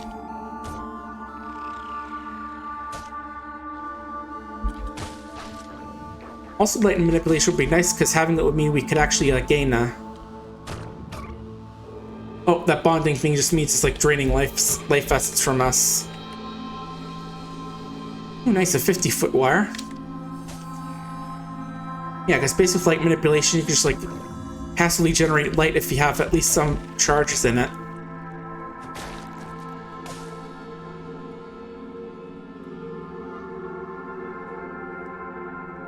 Another thing, like at one point in the thing, he gets an infield. One of his batters is out from an infield find. He says that he's gonna find the person who made that roll and kick them so hard in the dick.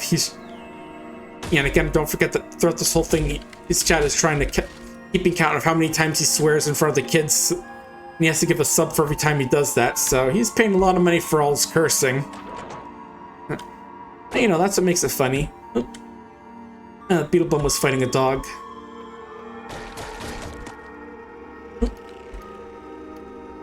A lot of damage from that guy, but we're good.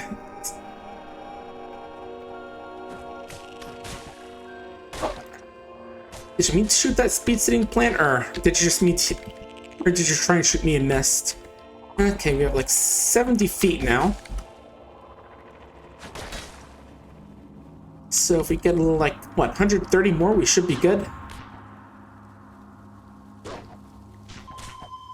Also, don't think I didn't see a speed-sitting plant. Yeah, clear out those weeds, dog. Good boy.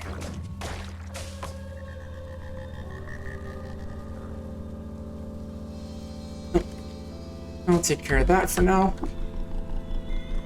And yeah, we'll cook in just a sec. I just wanted to clear the last of this. There we go. Where's my water?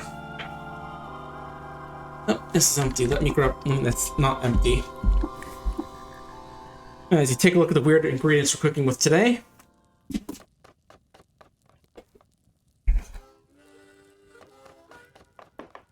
Like, one of those things could be described as food.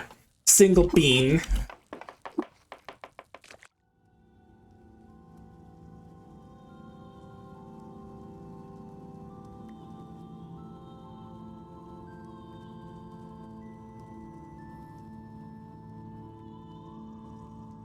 Oh, cool, found the staircase already. Yeah, go take care of that. And nice, level 8. Not as quickly as if we had gone down to other place, but probably safer.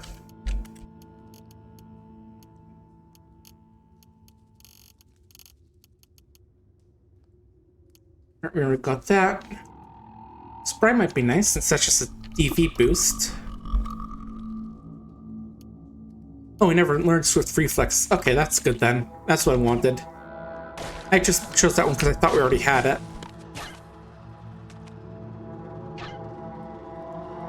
Oh, what's this guy got?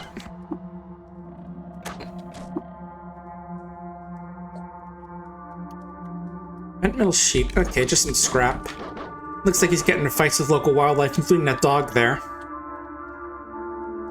Yeah, what is cool is that you can sort of just see this is a 3-4 dungeon and or just like see how the thing goes from here. Also, I do see there's a chest at the bottom, so that'll be fun to grab.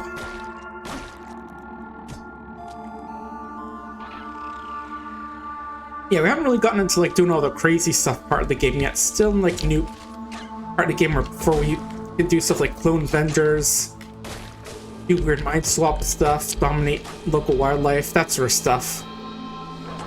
I'm playing a relatively plain character, so we'll see how much of that we can do.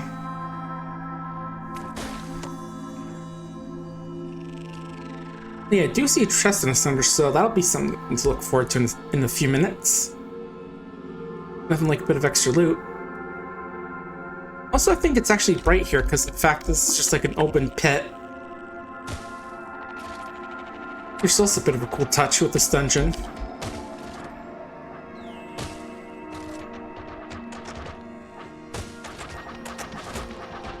What's going on up here?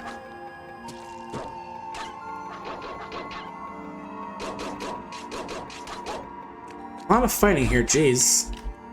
Oh, that's 50 feet, nice. And pretty close, might be able to finish off this actual area. And there's like 3 of these little areas you can go to. What am I looking at? Well, I'm just sort of auto-exploring right now, just to see. Okay, now we can head down.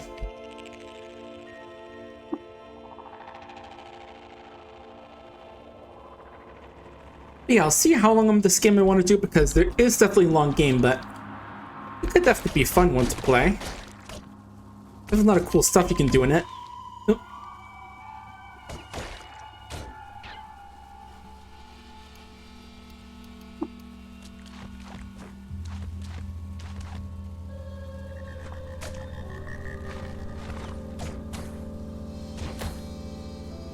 Ooh, a lot of kudzu here. Yeah, there gets to be a lot of stuff on the lower floors. And that's why I brought my gun.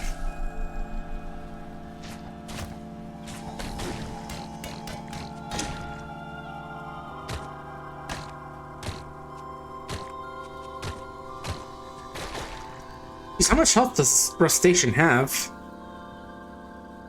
Yeah, I thought it was an eyeless crab, but it's a different thing, actually. Uh-oh. Okay, Hugh. I start panic firing at the end there, but we seem to be good.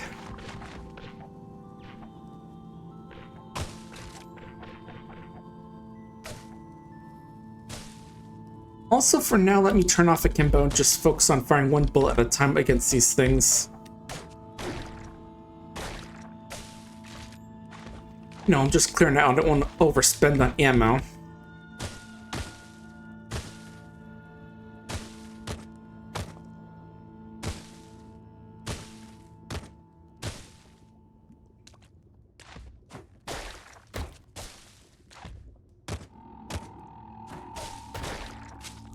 I've gotten very lucky, or kudzu doesn't do as much rusting as it used to.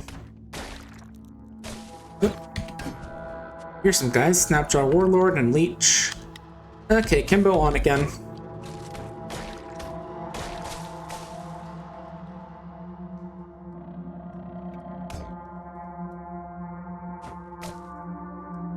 There we go.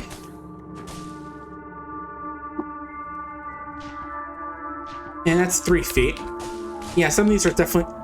These bunches are definitely smaller than others you can find. We've been pretty lucky so far with this run.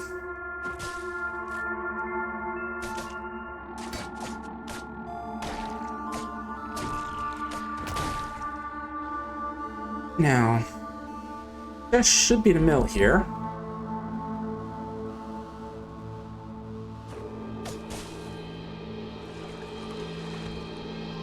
Nope. Oh, I guess there's some tar in the water, so we're a bit stuck.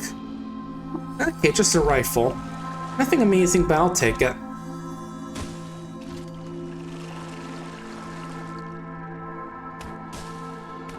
And there's another chest. Always take these. Basic toolkit, that's good. That'll basically let us disassemble stuff easier. Okay, Skulk makes us faster and better at night. You grow burning claws and basically see in the dark, and we get some bonuses if we're in the dark. But get penalties if it's the daytime, so definitely kind of thing you want to use underground.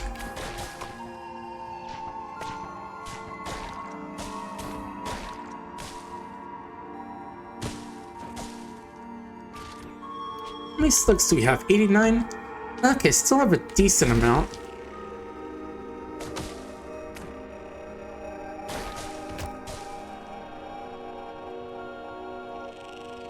Nope.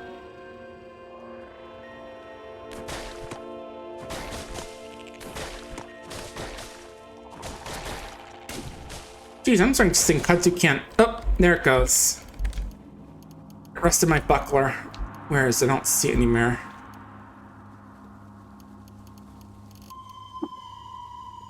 Yeah, since it's rusted, it can't really give me my bonus anymore. So I'm gonna have to fix that somehow. Pretty sure there's a way to fix that. There's like some fix-it spray foam we can get from Archive actually for beating this event in fact, this quest in fact, so you can get that eventually in a bit. Just gotta keep finding that last bit of wire we need. Nope, that's 3 feet. Not nearly enough.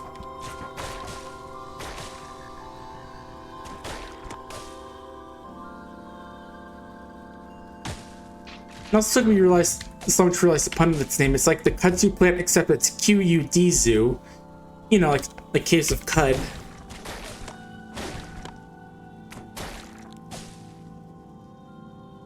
Three feet of wire again.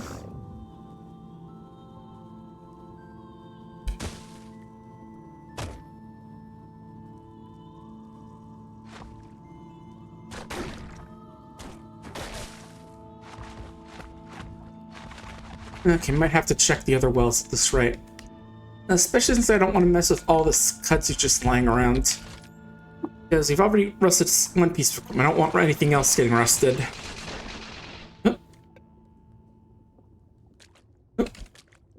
Is Bat clearing out kudzu down here? I just noticed like the little musical notes of something gaining a level. Well, good job, Bat. Get that training in, get those gains. Clear all this damn kudzu so no one else has to steal this junk again. Yeah, I'll definitely have to see what else we can play during the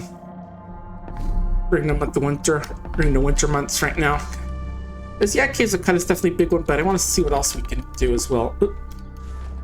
Take that off for now since we don't need the light.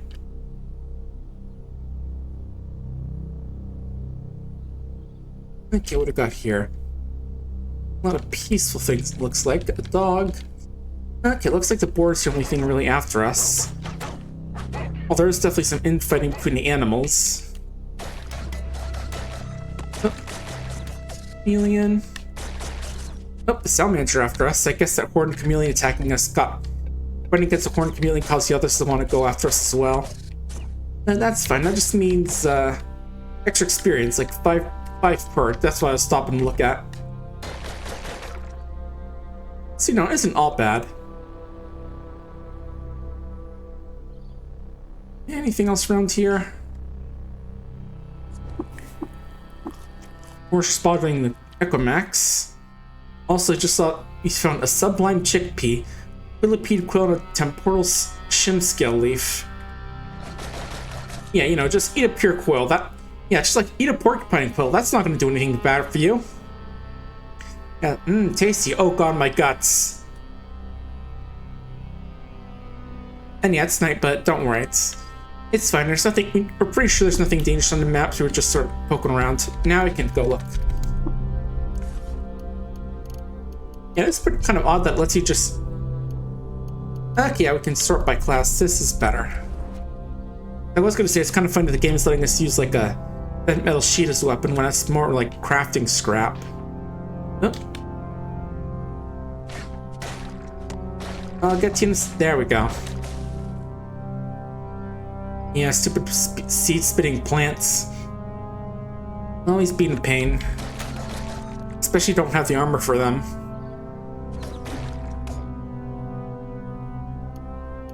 There's a Chris. This is a...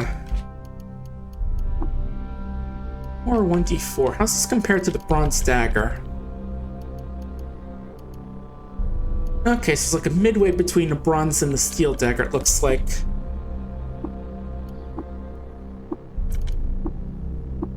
Yeah.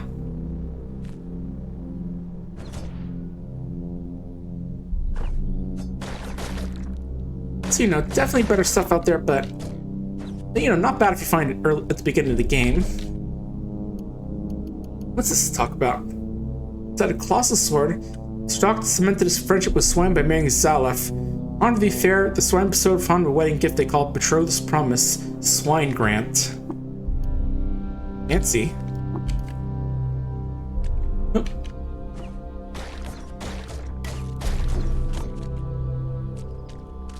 It looks like there's a camp down here. Oh, yep, there's something down here. You know, sometimes you can find like some, oh, anything in the pot? Also, I just noticed it has armor value. You can put, so you can like use it as a shield, it looks like. I was imagining you'd wear it on your head, but it doesn't look like it has a head slot. Which is a bit of a shame, because, you know, that's how they usually are. That's how they usually wear, like, pots and buckets. Okay, chainmail's nice, but definitely pretty heavy. And we already have a basic toolkit, so we'll leave it at that.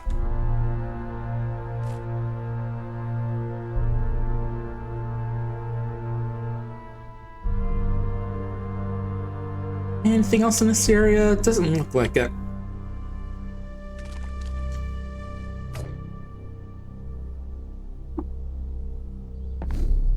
Okay, we are in the north, so let's go to the center. Yeah, depending on how you enter some of these areas, they can just sometimes have nothing you can get to because of the fact that the walls are in the way. That's just how it is. I mean, what, you expect every canyon to just be a complete maze with no dead ends?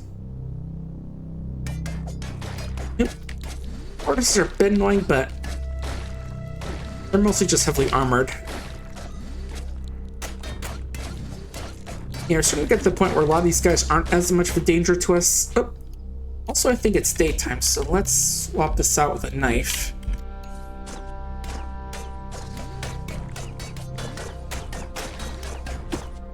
Oh, what hit us? Okay, Assault Hopper hit us for 9 damage with a rending mandible. Oh. Sorry, Salamander. Ah, great, now they're all pissed at us. Ah, well. Let's ready it for a brawl.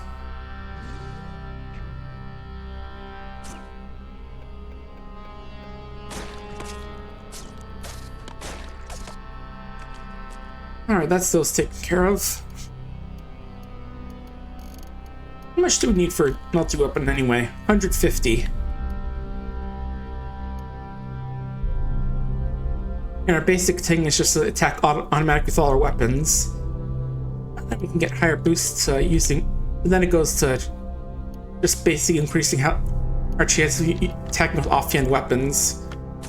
And I should mention it's entirely possible to get like multiple limbs in this game, so you can get some wild multi-limb builds. Oh yeah, I see why it was so hard to hit. He has like an ability to tighten up his carapace because he has a turtle shell, so he can greatly boost his armor value against us that way. I think most of the way I was just getting through him was just hitting him with bleeds. Ooh, what's this? Graffitied shale. River is close. I think that's what it says.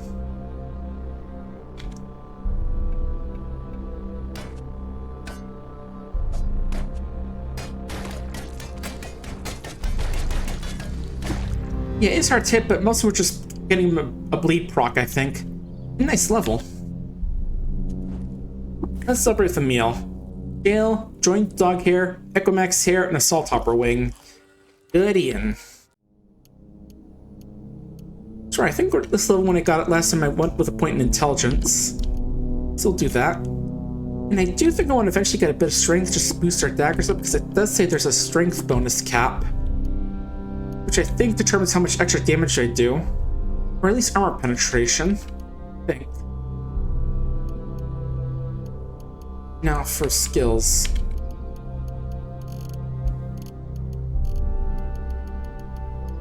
Let's get Disturbing Shot, because it can be useful against certain enemies if we're lucky. Pardon me, just get a little bit stuffed up, but not like in a cold way, but...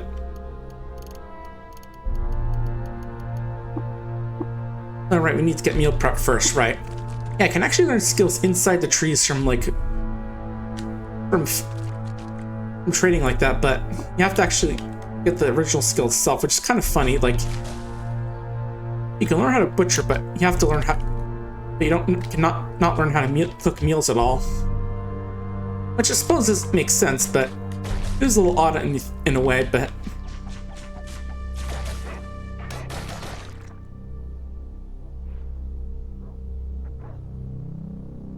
Let's fighting over there. Oh. It does look like there's a wall on the other side. We are on the east, so if we go to the east, we'll get to Rust Wells. Might have to look for a way around, though.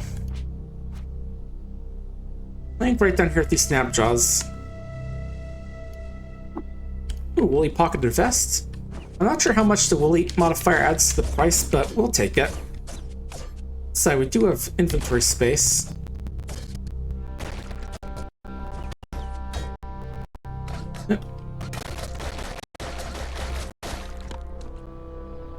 And what we got here? Just looking at the stuff on the east. Oh. Stun rod, take that. Oh, the Salmage is aggressive for some reason. Okay, there we go. Sun and Moon Mask. Doesn't really have anything interesting, just kind of cool looking, I guess. Wooden Buckler.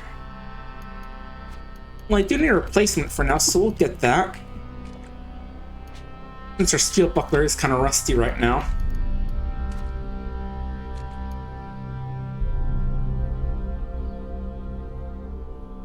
But yeah, I'll definitely try to figure out what to do for next week. I will do like a stream of Caves of Qud at least, probably, but as for the rest of the stuff, we'll have to see. Anyway, let's get light out. And I should mention that yes, there are ways to get more technological light, like actual permanent light, like, you know, a sphere that just glows and you carry it around, or a sphere that glows and you have it just float alongside you. Which are both definitely useful ways to get more light in the world.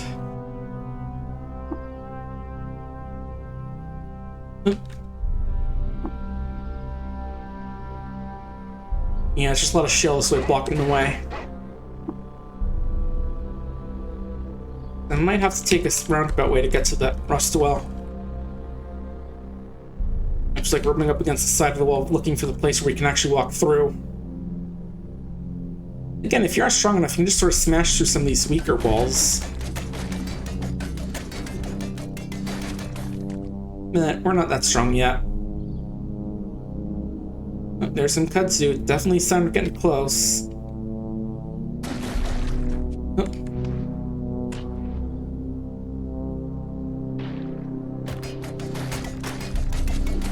Just keep on poking, and it'll eventually bleed out.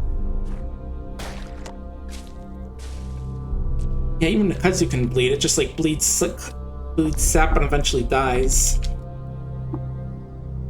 Man, there are a lot of places around this Rust Well. Let's just use like destination go to the center. That'll work.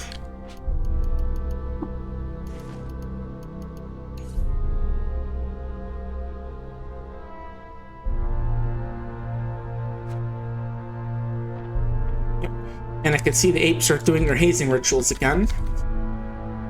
This is a shrewd baboon. Her eyes are full of stony mischief. Yeah.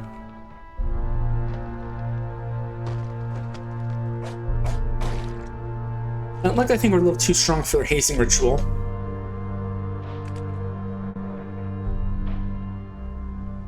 So having them throwing rocks isn't too much of an issue.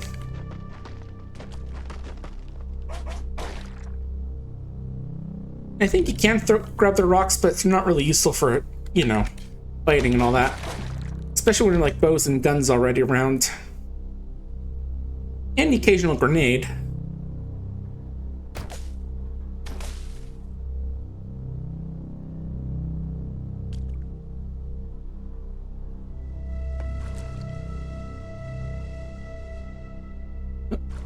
I'll take that.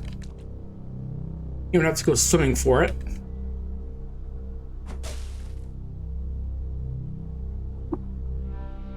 Nice. How much wire do we have? 155, so we're getting close. Oh. Thanks.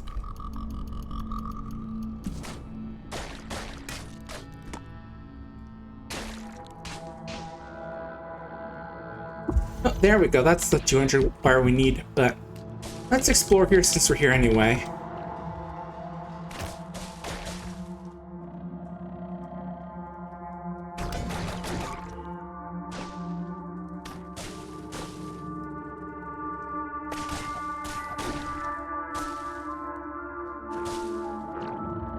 Yeah, it's just a lot of usual plants down here that we saw in the other place. Can't really tell what the thing is in the center of the pool though this time. Probably have to get a closer look.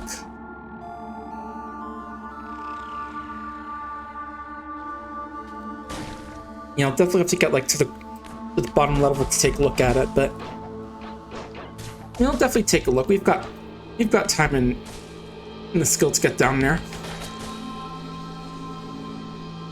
Although I do notice we're pretty high up on carrying weight, but we can probably figure something out.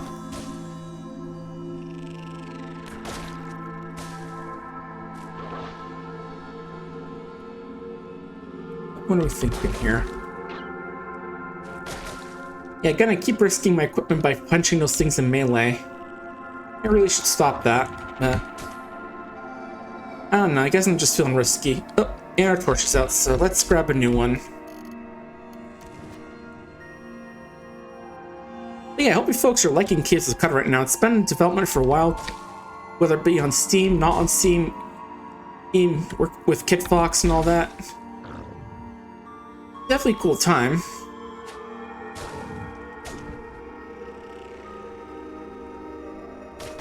But yeah, I definitely gotta play it more myself. I've just been busy with stuff like Elin as well. Still been playing that as well. Been a little bit demotivated to play it recently, but I don't know. I'll definitely get back into it.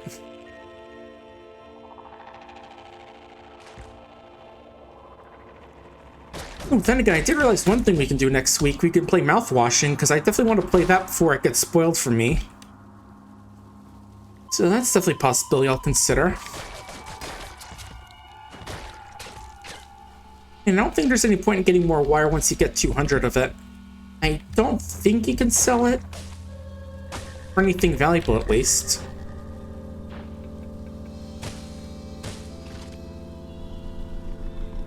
And again, gotta take off Akimbo when I'm shooting plants just to clear them out.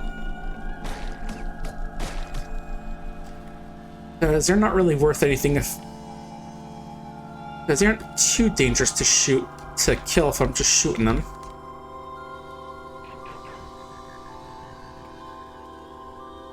Oh, bandage, cool. I'll take that. I keep forgetting to use those if I get bleeding, but I guess I only really use those when I'm actually in danger of dying. Blood, a club, and a corpse. Okay.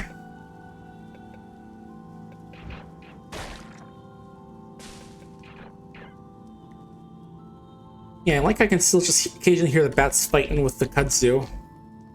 Yeah, even the bats don't like this stuff.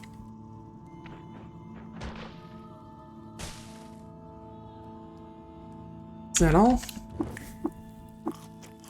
Or I can actually do new stuff with, like, I can choose random ingredients, which actually affects the buff I get. Look at the recipe, which is vine wafer and starble jam. Or you can just preserve foods, so we can turn like the bear meat into jerky, the vine wafers into sheafs, the starbles into jam. Now I can actually cook this recipe. And also I can preserve more exotic foods. Yes, you can turn like the injectors into actual food items.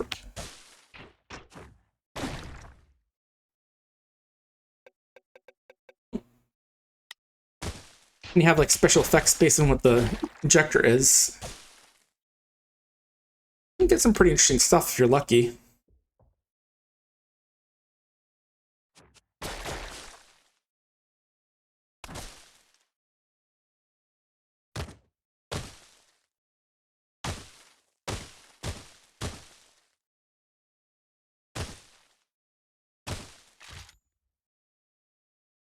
Also, one super food I've been remembering seeing recently is this little thing with the Taco Bell guy or whatever his name is. He's like, some guy's like about the Taco Bell Dorito show or something, and it's like sort of some silly edit of him along to that song Hai Yori Konde, which I think I showed one time, or at least I've been listening to it recently. I think I remember seeing it because like someone was pointing out how apparently the guy who made the song also did the English cover for it as well, which is kind of neat. Yeah, multilingualism is definitely a really cool skill to have if you can ever learn it. You know, it's just fun to do it well, Taco Bell, do it well, Dorito Shell, do it well. Alright. Oh, something's shooting at us. Flash of neon. Oh, it's this little guy, a glow moth. Rain of gorgeous dust shone a frustrum of light, and radiant your wings bat it through the air vacuum. Also slug snout. Let's move out of this place. Because we've got like multiple enemies shooting at us. And the salt hopper as well. Oh. Okay, I was just stopping sprinting. Why is resting until healed not working? Maybe we see kudzu run? That might be it. Okay, now we're better.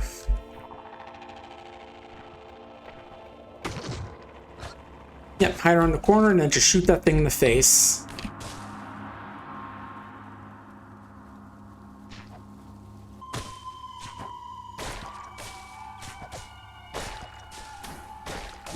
Here we go. Looks like they might have killed the glow moth or something. Maybe like the salt hopper and the moth killed each other, or the slug snout killed whoever won that fight. That's probably the case. I'm happy either way. Because those ranged guys can be nasty. Especially early on. I mean, you saw what that slug snout did to me earlier. Just replaced my head with an entire whatever those things shoot.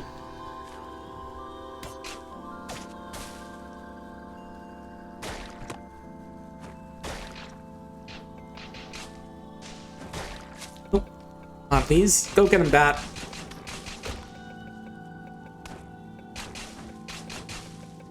Nice job.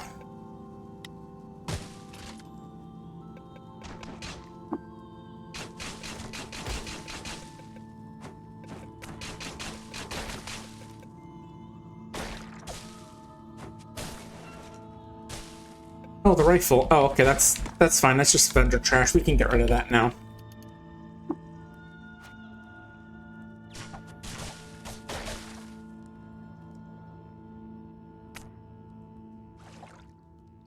Oh, that's what was down here, Slumberling. Yeah, you can just stay there. Just take your nap in the middle of the lake. Alright, we should probably get back to shop and turn that quest now. Especially since we know that big treasure in the middle of the lake is just a sleeping monster. Oh. Looks like it might have been moving around. Actually, maybe one of the bats woke it up and it tried to maul it.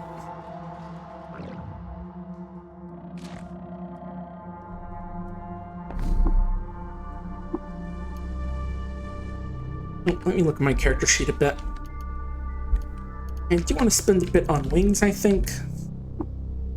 This will make us a little bit faster when sprinting, and also we're a little less likely to become lost, and Yeah, I can see we get faster movement speed, less likely chance of getting lost, less likely of falling when we're flying, and our movement speed's better.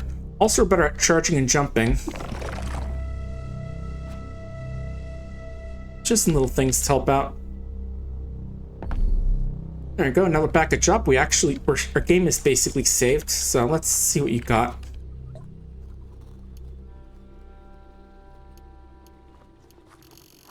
Remember, sometimes NPCs can repair your stuff, but I'm not seeing that here.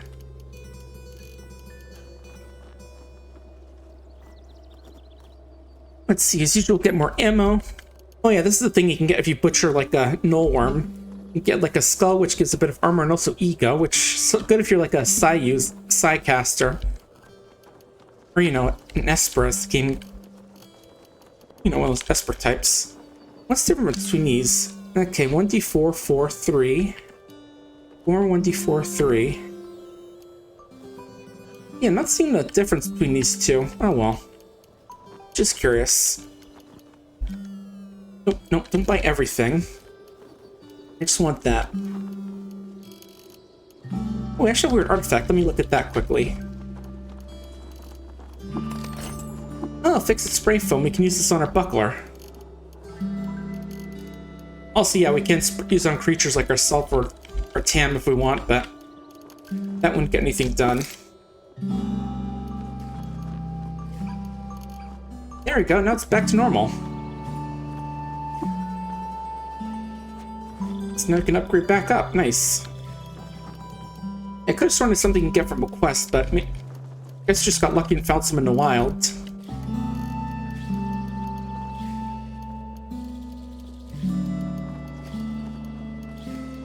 And yeah, I should remove the steel dagger, the chem stuff from that steel dagger as well, just to get some more. Just have a few around if I want to use some of those types of equipment. Oh, and one more thing I should do. I should get set up like a little place to drop off some of my spare stuff if need be. You know, just like a little chest on the outskirts of town is like a little drop-off location. Maybe near where the bookbinders are, actually. Where was that, according to my notes? One east of drop on the west thing. Okay. So next time I find a chest, I'll probably put off over there. Anyway, here's your wire archive.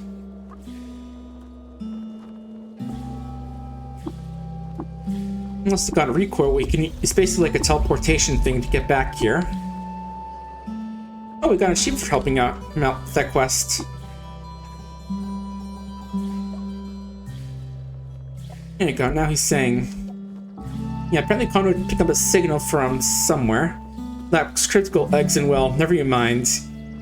Yes, big test. We have to go to the Bratham the oldest and wisest tinker alive. Over in Great Gate to the northeast. Yeah, basically, disciples of Bratham, mostly Earthship, like their mentor, build albino bears to prefer their candle-dim caves to sun-salted surface of the jungle.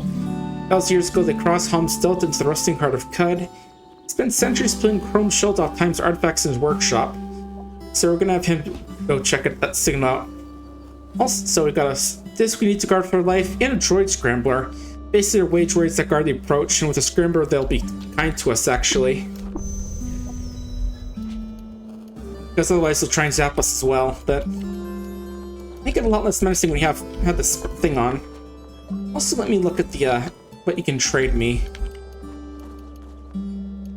A long-reach grappling gun. Nulling, which basically burns its shark on hit. Which I forget exactly what that means exactly. Also mentions compute power and local lattice, which I don't know exactly what that thing. Flexi weave, which might be good, but reduces the dodge penalty on item. Sandals, some other junk.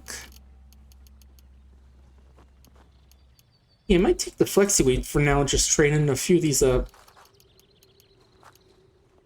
copper nuggets for it. And the cute 2-bead bracelets. Or rather, I'll trade in the water for those. Well, there is a little thing here. Yeah, if you go here, there's a little entrance you can take, which will... If you go down here, you can get to the, what they call the, that first dungeon we went to, so... Here's a little side dungeon if you're feeling a little more spicy and want to do some experience stuff, but I don't think there's going to be too much for us down here, but well, then these damn speed-seeing vines. Yeah, eventually you can get to like a big waterway you can walk through and it'll take you up to the to where the quest is, but and I gotta keep remembering to take away the torch when I'm not using it.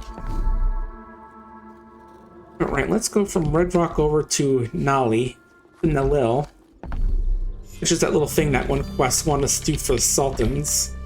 We'll learn more about the Sultans. Ooh, the baboons actually give decent experience, 125, so we can take them on at least. They're not going to be super dangerous, especially at this point, so we'll definitely want to try and kill a few of them off just to get some experience. Like this. 4 hit points, mutation, and skill points. Oh. Getting a bit bruised, but we have a gun, so we can work. You know, just hide behind a tree, wait for him to get close, and then shoot him. That always works, right? Especially against angry monkeys. Oh. Okay, we are taking some damage.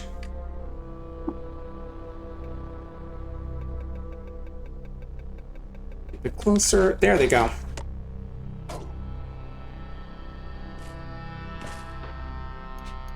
Okay, yeah, gotta get the torch out again.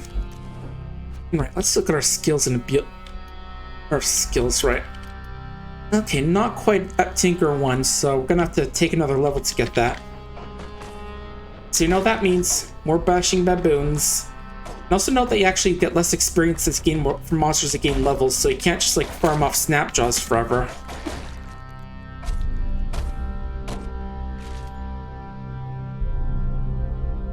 We can still get some good experience from these baboons at least. And right, we're gonna go east a few times and up once. Also, you can look around the map like this. Like you can see here, we have there's the Susa, which is going to be a later dungeon. Golgotha, which is also going to be another later dungeon. Also, one of the more infamous ones. There's this place up here, which is basically a big, cool, like marketplace / religious city. There's Grid Gate where we want to go next. A rusted archway. I'm not sure what that is exactly. This jungle village. Bunch of ruins. Spindle, which I think is a part, like an endgame thing eventually. This is a cool place. I think it's, I forget exactly, but actually, Rainbow Wood, which is like a weird place of mushrooms and dripping stuff, and slimes which get bigger the more liquids they absorb and get stronger. Palladium Reef, it Freehold. Oh, the Moonstare. Yes. Interesting. I thought this area used to be called like the Deadlands or something. Or like the Wastes or something. It's supposed to be like where some of the high tier stuff could be found, but I guess it changed between versions. Again, it's been a while since I really got into the game. Ooh, Snapjaw Fort. Yeah, I know that one of these places has like a unique buckler you can find, so that might be worth looking for. But let's see what we got. Booster gun. Okay, small cross with a wide barrel to hold darts. Interesting. That's too interesting in that pile of stuff. Now, Bio Monkey Braid. Formed from the back of a sacred lemur. Sarah's lace in a prophet braid. Interesting. Yeah, this stuff isn't too heavy, so we can definitely take this stuff. Oh.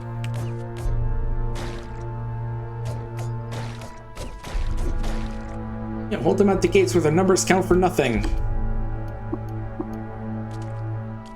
And again, don't pick up the corpses, don't really worth anything. Neither of those wire things. But...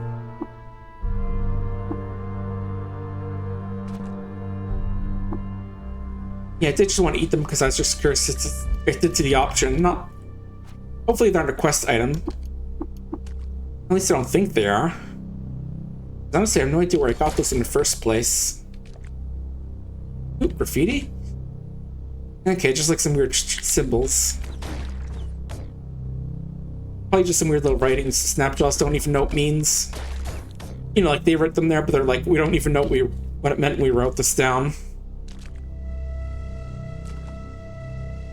And let's see if we can find anything cool in this place.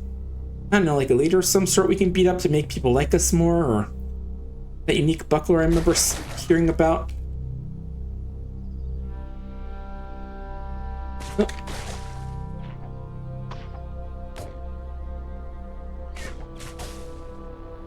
Nothing too much right here.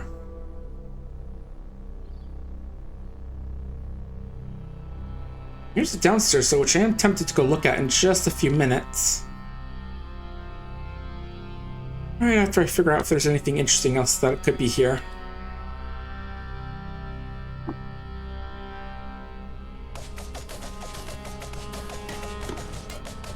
Yeah, these wooden walls are super hard, so you can't actually break through them fairly easily.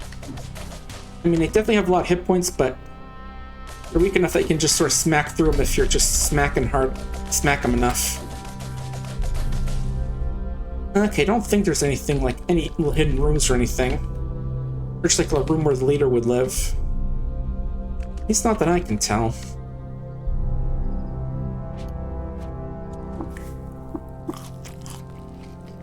Ooh, my speed buff, nice.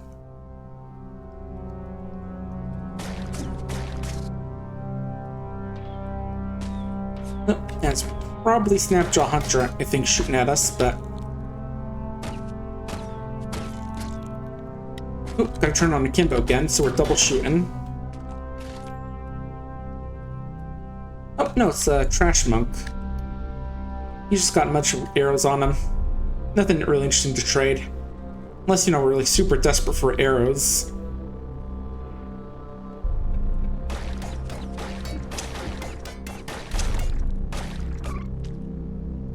Excuse me. We're looking on bullets, by the way, 75, so decent amount, but could use more.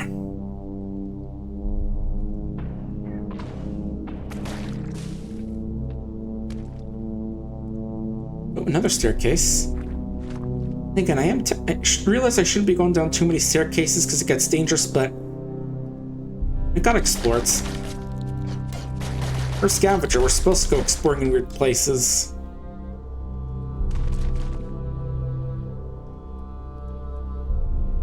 And it looks like that's all on this floor, it seems.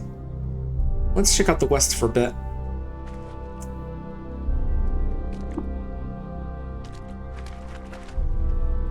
Right. Ooh, what do we got here?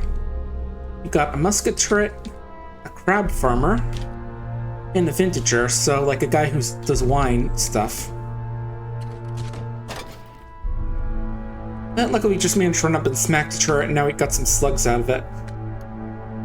So what's this guy sell? Eyeless crab shell, which is actually armor you can use, a shield, crab legs, and shotgun shells.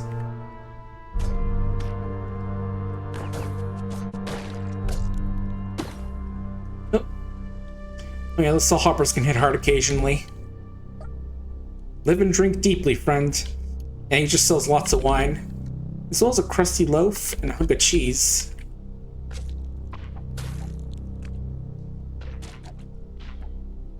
Okay, let's get out of here. I don't want that stuff spitting at me. And especially when I'm that close to death like I am. Here we go.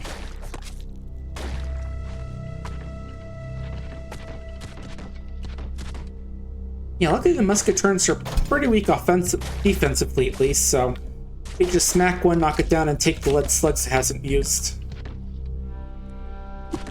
Oh, ooh, ow, ow, ow. Yeah, definitely more offensive things. Oh. Where'd all this come from?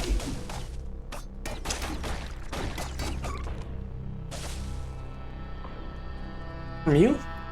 Seed sprout worm. Okay, yeah, that sounds like the kind of thing to make a bunch of walls of plant matter.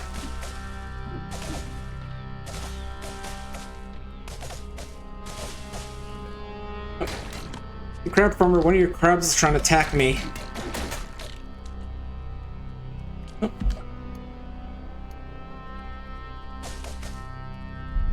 Okay, I think we can take this thing now. Yeah, just had to patch up after that one nasty shot, but we're good. Oh. Nice shot.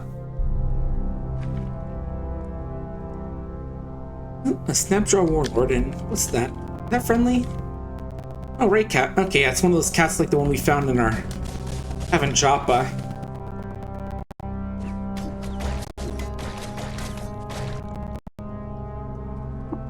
Can't even pet it.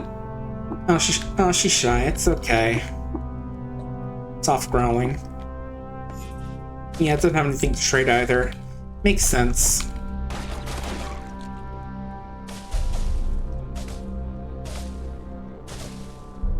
Yeah, I do remember there is actually an achievement for getting a copy of the Cat and Joppa in the village as well. Like, there's like a thing you can use to make a clone of a character, so you can actually make like 2 Ray Cats in the town. And that's an achievement for getting 2 cats. Because why wouldn't you want 2 cats? Sure, people might call you a crazy cat lady or something, but hey, when you get a cool cat that makes you glow when you pet it, why wouldn't you want more?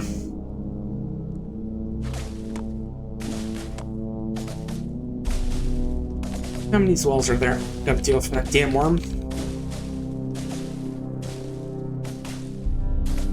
Okay, I think we got the worst of them. Yeah, I get most of the time they're just an annoyance than anything. There we go. And we'll probably head back up to the surface after this, just to get closer to that Sultan temple we were looking at. Luckily, we can't still tell what time it is underground.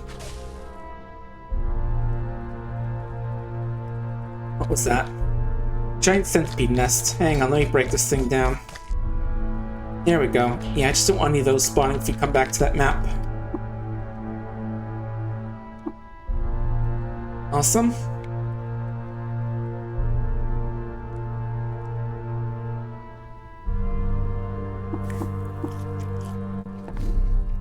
See, I just gotta keep heading west. I mean east. And I'll be able to go check out that Sultan place. It's usually filled like with their followers, so if you're a friend of their faction, they'll leave you alone, but usually can't really befriend them that easily, so you're gonna have to deal with them. Wait, is that graffiti on there? Yeah, it is. See her there for me, I think it says. Yeah, I think it also applies to like the whatever they use to write the books in the game. And since the books are also pretty random in what they say, the graffiti can be random as well. Ugh. But yeah, I should have plenty of time to get these videos processed over the weekend, whether it be this one or the one of when I'm playing with Qud, which is going to be Lunars and possibly Vane if I'm up long enough. That's like a first-person zombie survival game, sort of in the vein of Project Zomboid. Admittedly, I'm more of a Cataclysm Dark Days Ahead fan, but hey, I might hang out for a bit. Get some more videos on Lunars out. Maybe they might like that. Oh, who knows? Maybe the devs will actually put me in the game as well, if they do enough of them. We'll see. I'm mostly joking, but you know, it definitely is pretty cool to be able to be part in a game like that. And you know, the dogs and the Salmi are just going at war with each other. We're just still going.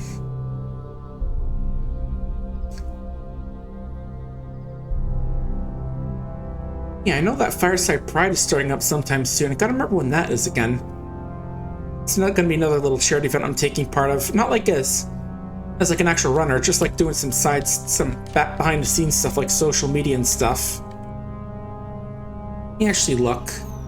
Oh, you discovered a place. I'll take a look at that in just a sec.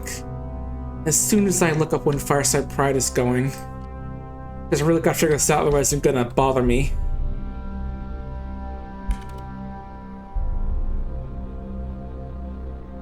It says December 12th to 15th. Okay. Yeah, I saw on Google that it was announced in the co-host post, which is going to be going down soon, sadly. Yeah, I guess I didn't have the money or something. This is a shame, but let's see. Alisher Medial.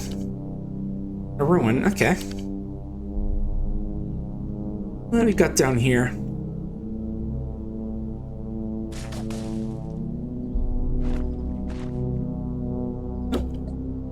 permit, nothing to trade. Yeah, sometimes these runes can have cool stuff, other times just like locations you can tell people to get reputation. Well, let's see if this one has anything interesting. Oh, just some bones. Had to stop for a sec. Ooh, what's this? Shrine to Reshef. Twilight in the shadow of the spindle.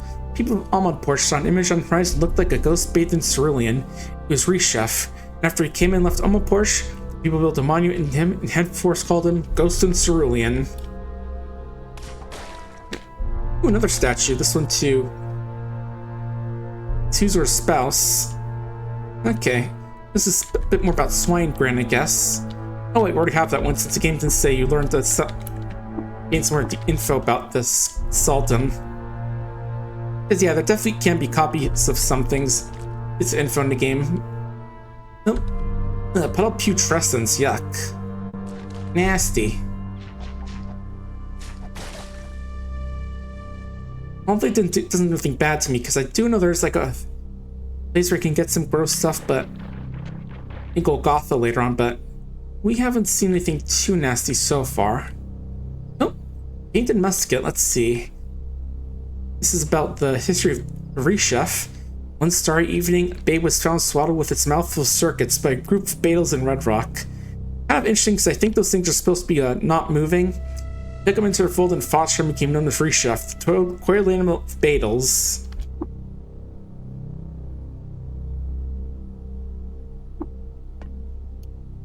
Yeah, I'll take that musket, even if it is kind of heavy. But yeah, if I need to, I can drop that. Unless I'm taking because it would sell for a little bit more since it's painted, but you know, if it is too much, we can always drop it. Out of the way, pig.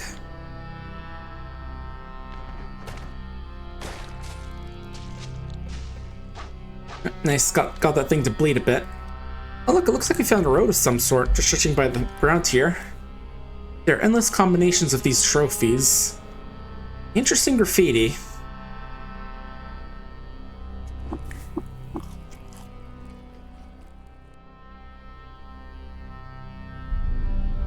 Yeah, we'll take a look down that path a bit. Because, you know, if we do find like a Beetle or something, that could be nice. Give us like a quest to get something cool.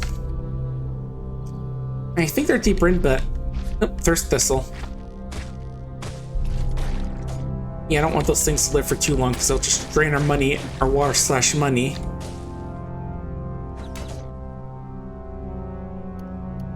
Ooh, Kukri. Okay, that's pretty light for what it probably gives. There's nothing like getting a bit of extra money from the stuff you get from killing things. Nope, seed's better.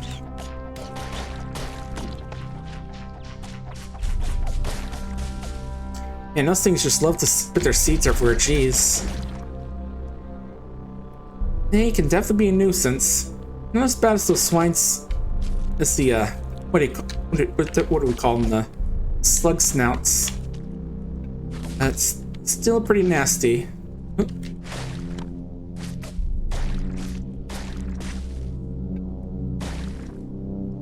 What is funny is they can disarm some of these more natural weapons from these creatures if you have the right skills.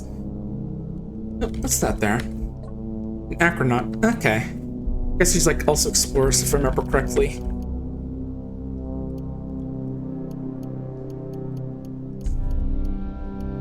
I trade him a bit of stuff on here, like I gave those muskets I got. Since they do weigh a lot. I think they used to have like a limited amount of water they could carry in terms of trading, but I don't think I see that anymore. It's that way, you know, you couldn't like just give them a whole $1 billion worth of stuff, but I don't think there's a down staircase here, so we'd have to like go walking around for one to find what else is here, but that's fine. I was just mostly poking my head down here just out of curiosity. And see if we got a level or two. We are very close. Like only 500 points actually.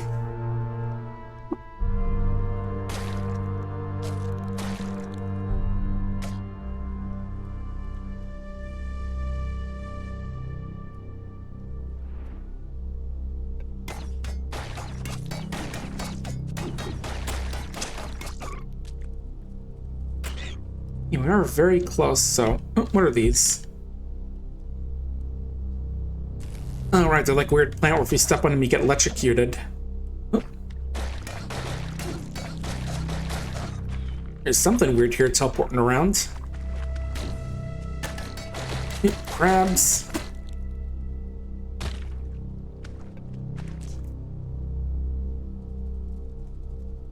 Oh, waveform worm. Okay, I remember there being something weird about this guy. Well, as well as the fact that his difficulty radius is impossible. I think it's like a weird charging attack or something. Let me look.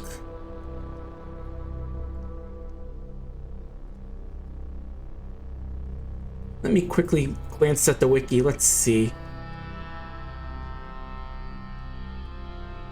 Waveform worm.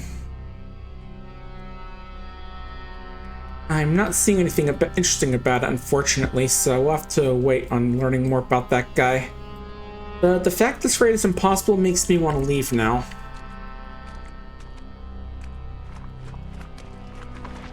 Oh, yeah, there it goes. The like weird warp thing.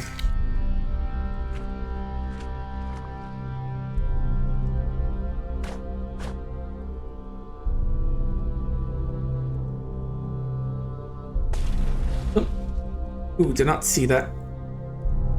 And a sharp got broken. I think that was one on the ground, not like mine, but... Yeah, I'll let that worm be. We can collapse that waveform some other time. Now, let's see. Yeah, it's mostly just checking on like the lighting, but we seem good for now. It's still dark out, so we can keep the torch out. These paths should make it a bit easier to make it through these canyons. Okay, the bore's on that tile, I see. Only 2 experience points, but it was trying to attack us, so I suppose it's worth killing it still. Oh. And daybreak. So now we go dual wielding mode.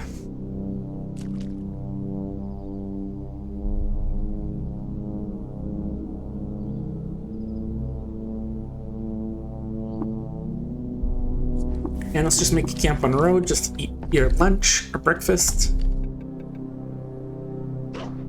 Oh. Dogs can fight with the local birds, it seems. That happens. Okay, so we're gonna have to go back the other way, it looks like, and head north. My question is, where is the path back? There it is. So I'm not sure how many of you saw me playing Beastie Ball Wednesday, but I do find it kind of embarrassing how my mom later came down and asked me if everything was okay because she heard me screaming because of the voice acting I was doing, but I mean, it's not my fault that the game's villain was basically having a heated gamer moment, you know, this heated gamer meltdown, more like just a shrieking rage kind, not the shouting an N-word at people kind. Okay, so we're at the northeast, so we can go east from here, north, and we should be near there.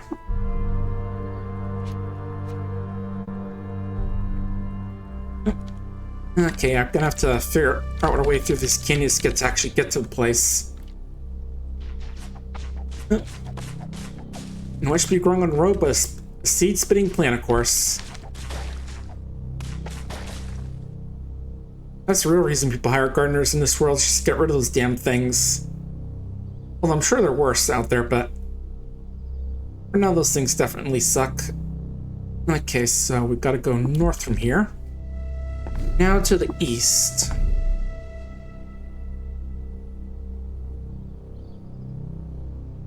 Nope. Let's get that torch out. Yeah, this would be another nice thing about getting a better light source, that we don't have to worry about switching our torches and knives all the time. Yeah, speaking of knives, oh yeah, we were saving up for tinkering, so we still got one more level we gotta get for that.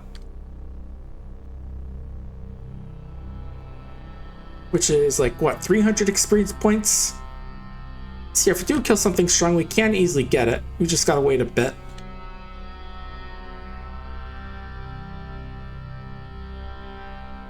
Alright, we should be good to go check out those ruins now. And I think doing that will give us some experience as well since we completed a quest. Oh, not quite there. But very close. Yeah, I just gotta navigate through these winding canyons is all.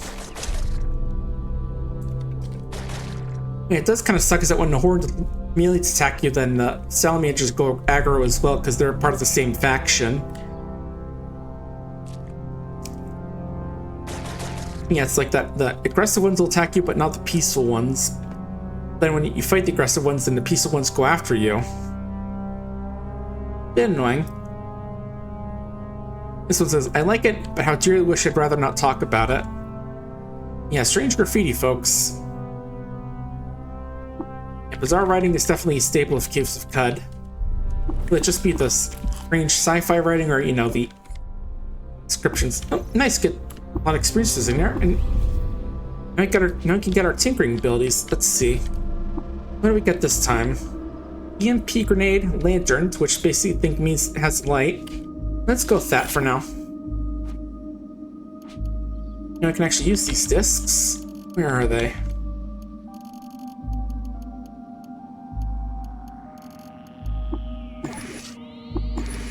Nice. But yeah, this thing is a member of the Society of Husbands of Zalef, so they're basically like friends of the guy. Don't worry, I'll be seeing more shoe crabs in the future. And those guys are little bastards. Yeah, unfortunately, all these guys are going to be our enemy because they're all part of this. You know, they're all like worshippers of the skies. So, you know, death to a non-believer and all that. Luckily, a lot of these aren't too dangerous. Ooh, what do you got? Leather gloves and a wool kilt. Cool.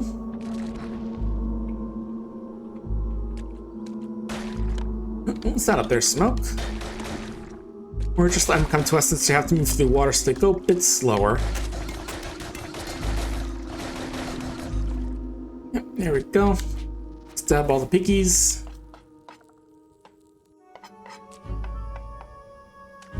Oh, I guess Dragonfly's not a part of the cult. Okay, that's cool.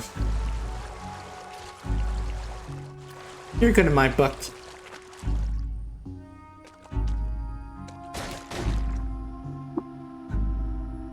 Dram of cider. Ooh, and a lot of boars.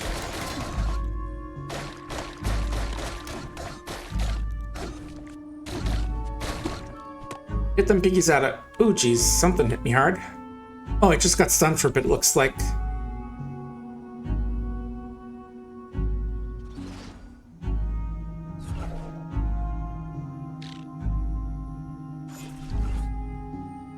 There we go. Made good use for phasing skills to get away from those guys.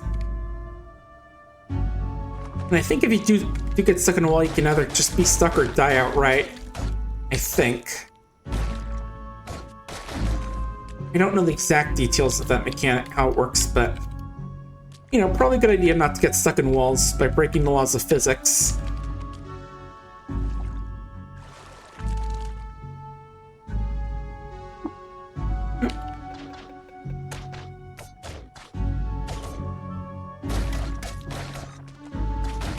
And right, I do need to get a chest of some sort to store my goods for later. What do we got here? Kin of strange fungus. Okay, gauge the ascension mechanism of thought form be outside all the underneath lace the shoot tailored leather of a fruiting tree for a while now. It seems like books are a lot shorter now. Usually actually like several pages worth of weird rambling stuff, but that's a bit of a shame, but oh well. I guess it makes sense. The game's saying that's the only legible part.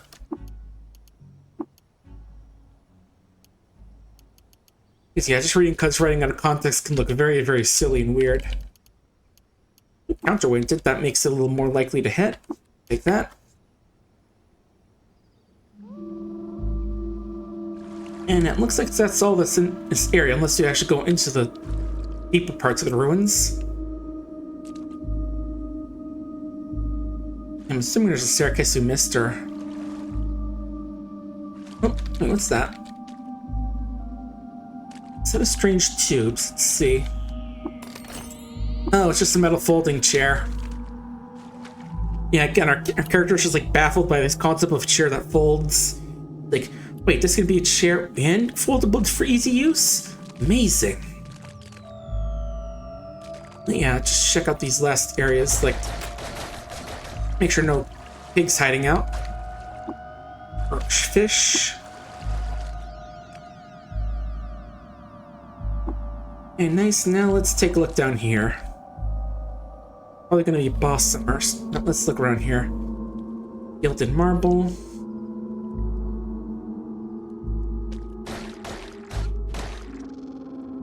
Oh, thank you, graffiti gilded marble. Produce something effective thought, something by variation of a pair of mittens.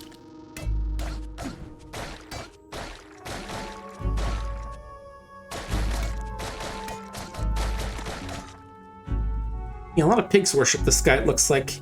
And glowfish. Oh. Okay, putrid glowfish. And also those damn shoe crabs. Which also don't give any experience. I guess they're just like the kind of things just like big swarms don't give anything cool. Because again, yeah, we will see them if we go to Bogroth, I think it's called. Or Golgotha. That place is nasty. Oh.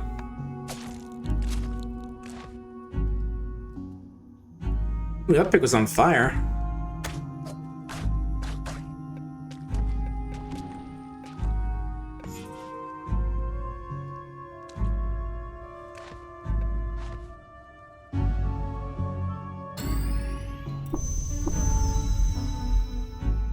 It's talking about the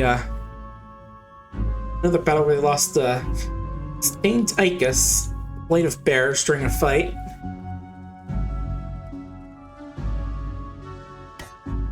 What are these? Wrought iron fences? Yeah, I just got the sort of...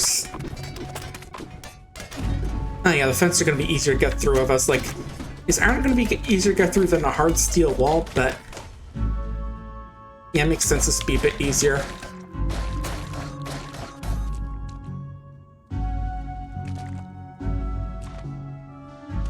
Wait, what's that down there? Campfire and some ashes. Okay, yeah, I was checking down there because I did see like that weird fire effect over there, which got me confused.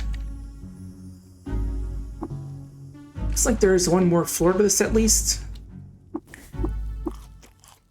I guess maybe a pig was standing on a two-log and caught fire, maybe? Maybe that's why there are ashes there? So that can't happen, I think.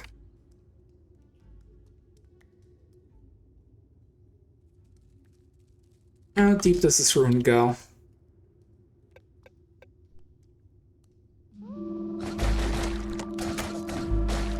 Oh, something's going on over there.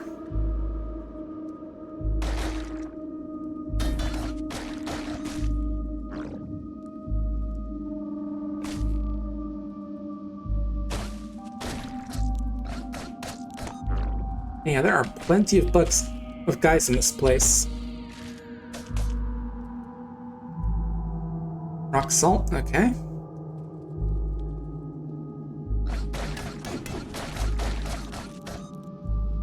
Get these pigs out of here.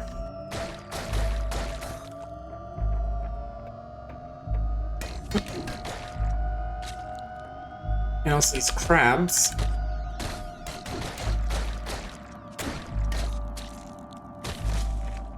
There we go. Oh, more of them.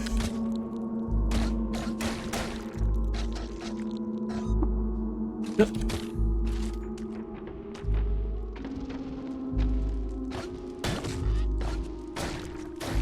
Was that a Slixner or just a boar that was covered in blood?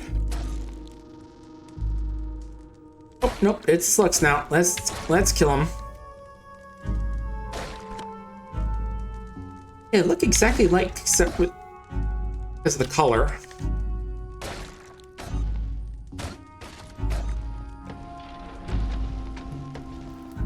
So what do we got up here? Oh, got a flaming door. Okay, I guess the door caught fire. Maybe because of the campfire? Yeah, if you stand too close, it actually does raise your temperature a bit. If it gets too high, you can't catch fire. Metal folding chair. Base, woven basket.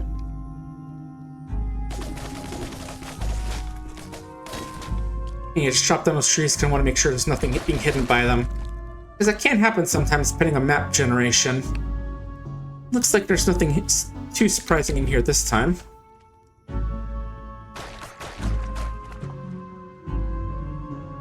Oh, and there's a chute there we can jump down if we want to go even deeper, but I prefer to find a staircase just in case we find a place that really in somewhere nasty need to go back up.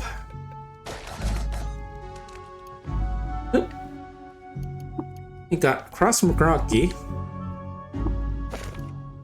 Yeah, this is actually an actual full book. Might be interesting to read later, but I want to look around a bit more. And especially we can read the book if we actually survive this place as well. Because, you know, there's always a chance something kills us down here. Like with those Putis Templars and the Slug Snout. And the Templars didn't kill us, it was this damn Slug Snouts, I think, that did it. We were totally fine against those guys. Oh, right, it was like that weird infiltrator leader they had. That was that thing. That was what killed us. Right.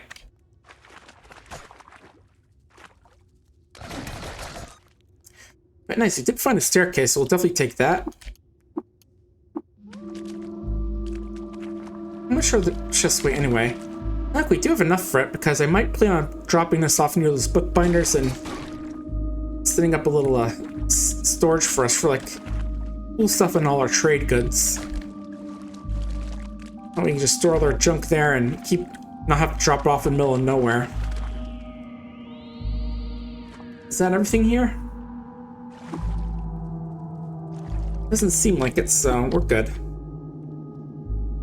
Let's keep looking.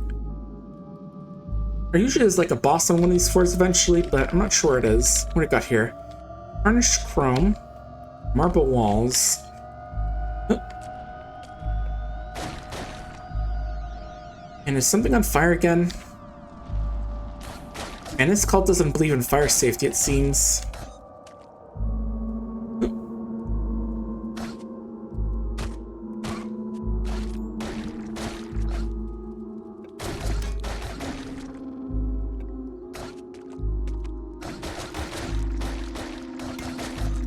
Here we go. Oh. Let me take a look at that statue over there for a sec. There's some more cult in history. Okay, discover Arana. They befriend robots and fix a satisfying meal. Tasty. Yeah, I'm sure the robots would appreciate it if they could eat.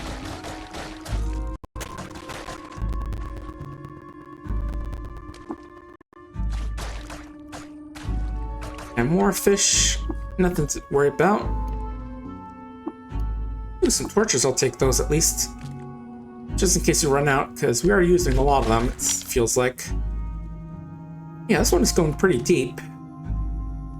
Deep do they usually go? Okay, it's a wedding gift they call Promise of Joy, Wormstower. Cool.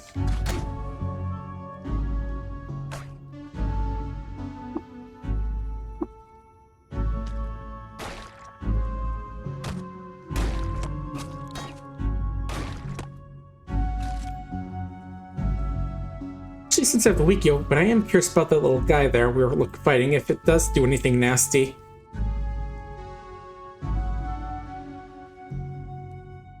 Well then, you know, just have, you know, just like die in great gas. Let me do a quick peek.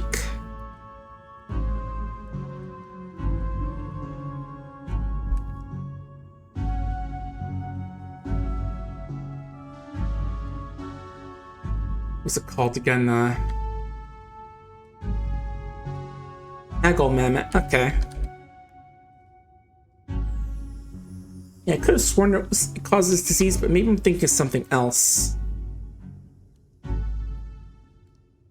Okay, no, it just causes releases gases when killed, so that's all.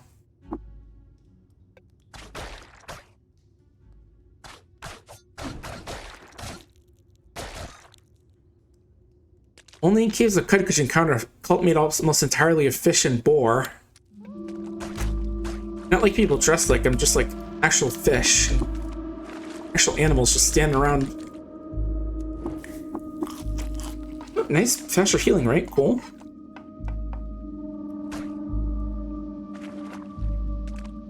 Anything else on this floor, or is that leader enemy gonna show up at all?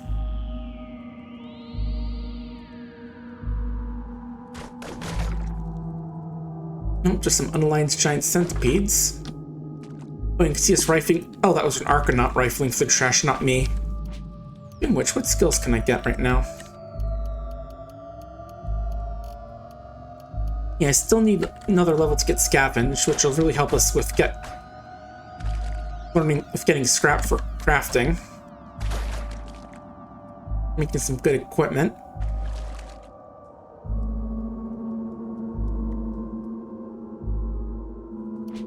Actually,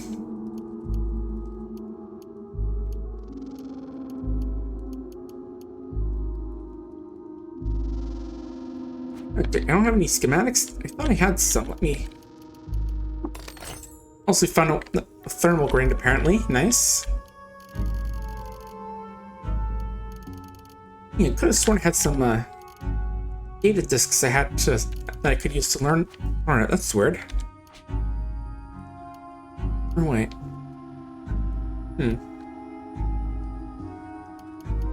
Okay, I have no applicable items. Okay. That's why it's not letting me do anything. Okay. Yeah, it looks like there's another level down, so let's just keep digging. I mean, if all this cult has is a fish and... Oh, here we go. Sirac, the legendary glowfish. Left by the side of those. Marred by apes. Hated by winged mammals and the Fellowship of Wardens. How much do the apes like me, by the way? I'm just curious. They are a little... not exactly happy with me, but...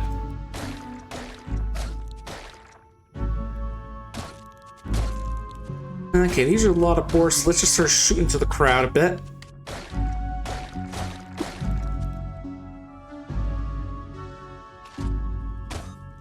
There we go. Cleared some out, and now they're...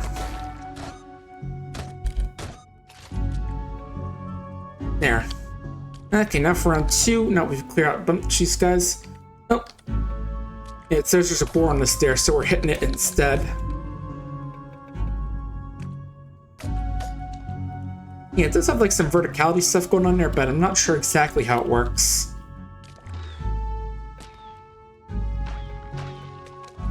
I'll get to that fish in a sec. Oh, the Argonaut's fighting it. Oh, let's see.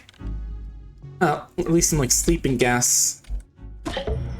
We'll take this. Don't worry, society doesn't like us anyway. Apes, I wish we could get them to like us better, unfortunately, but we got those folks to like us better at least. Yeah, let's get out of the sleeping gas for a bit while it fades out. Yeah, Argonaut just keeps falling prone because he's just stuck in the gas. We can wake him up at least. Didn't know you could actually do that. If you interact with them, they wake up. But yeah, this is where the stuff should be. Or an Orb of Nali. Let's see. +1 toughness. Gives us teleportation at level 1. And 25 pounds carrying capacity. Nice. And it's a floating nearby item, so we don't actually have to carry it around with us.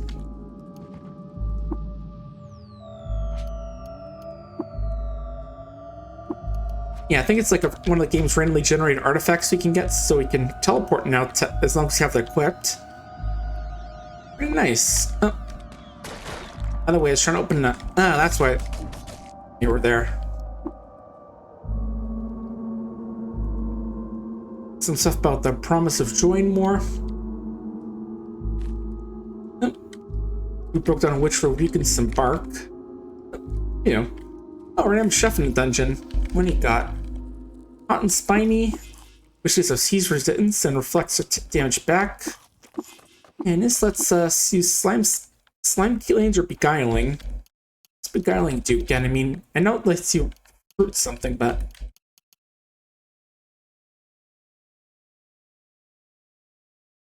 Okay, that could be fun to try and get some allies with us, but...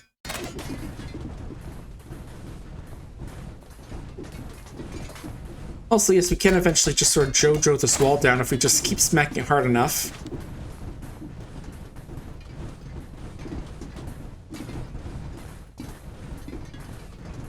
So I do kind of want to do it just to free the chef from where he is, but I don't think that's going to take way too long, unfortunately. Sorry, chef. At least you're able to make yourself lots of food back there. But yeah, I'd say upsetting 8 was worth getting this cool thing. We will have to try and find a way to make them like us more later on now. So let's see.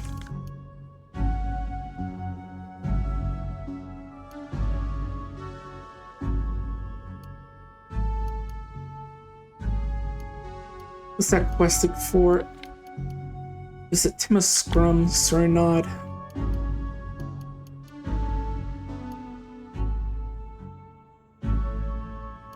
Yeah, it looks like their Serenade is going to have something for us, but it's way over there. And Timus Scum is also pretty far away. So we might just want to make our way a bit to the Rusted Archway. Is that anything, actually? I'm curious. Double checking.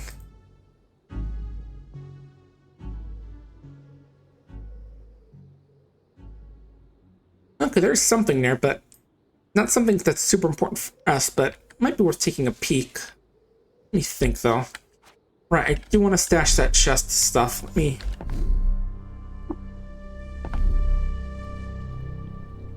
Let's go back to that little hole we were looking at earlier. Oh, and our torch is gone. That's fine. And where's that chest we had? There we go. Let's put some stuff away in here for now.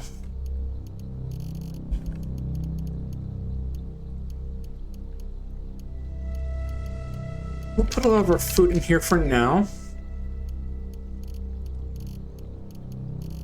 Weapons, I think we're good with everything, although we'll empty these in a sec.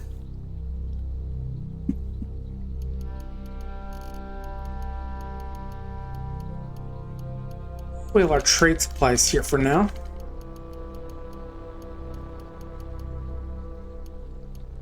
And I'll keep the foam on us. You know, drop these books for now as well. They do have a special use.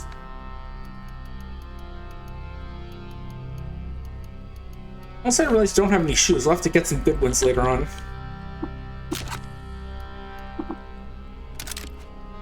There we go.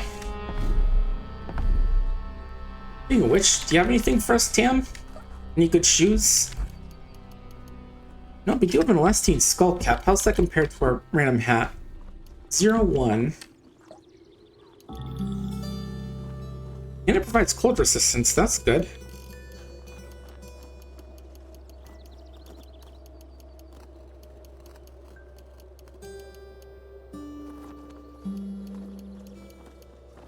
Yeah, we can sell some stuff on over.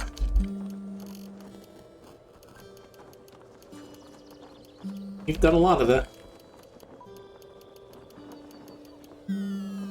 You know, the crowd switch might be good to sell off since we can't really use cybernetics, so it's just going to reject us if we try and go there.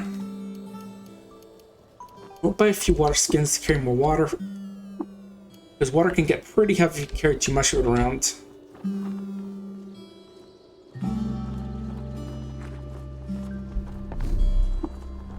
We're in the right place.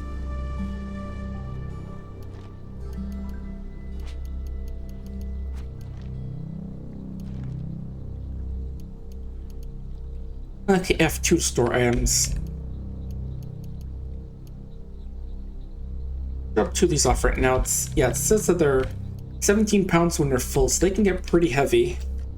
Especially if we don't have anything cool that helps boost our carrying capacity like we do. Now,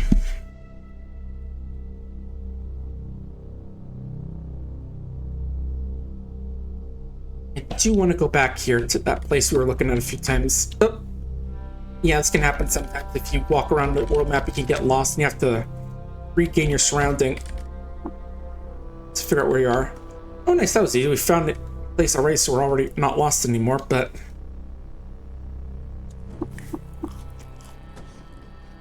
let's take a look at that stairway as soon as we figure out what's around here.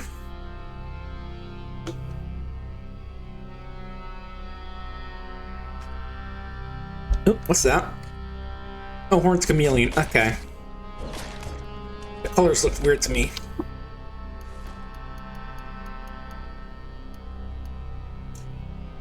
Oh, did I sell my weapon? Shoot. Oh well. Yeah, I sold that dagger I was using. I'll have to remember next time to like mark it as important if we can. We'll just use Sprung dagger for now.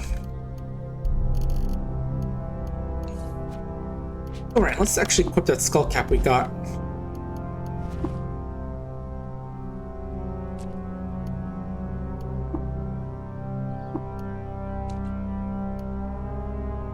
Right.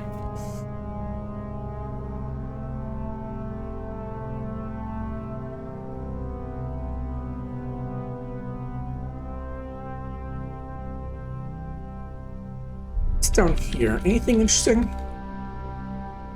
Oh, right, got a good torch out.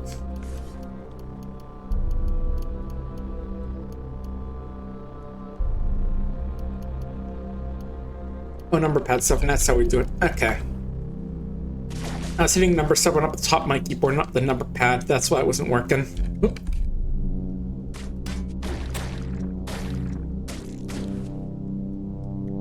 Cave spider still gives some OFK experience for our levels. I'll definitely try and take care of those whenever we see them.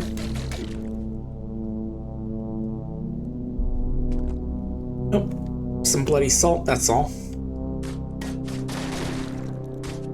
Wasn't sure if it was something interesting or not. It wasn't really, but it was worth a peek. Hey, what's going on here? It's a shrine to Suxer dates. They're on their site. Cool. Yeah, apparently upon their all dark cod, like the midnight natives on a village of insects and cannibals. Oh.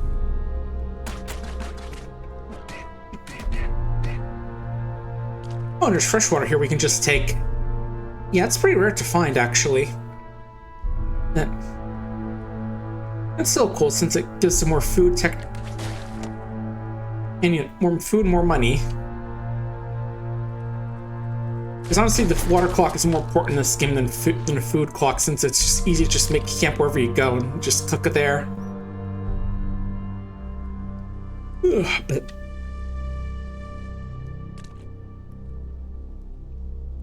yeah, definitely got some plans at least possible for next week, whether it be some caves of Qud or mouthwashing. Yeah, I'm mostly playing that because, you know, I don't want people to spoil it for me and all that. And, oh. Yeah, it's like one of those games where it's like people are saying you really need to play this before you get spoiled on it. Okay, so go here.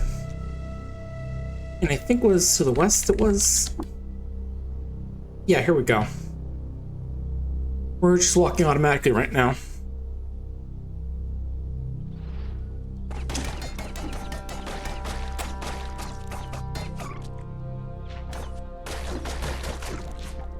Yep. Here we go. I remember this thing.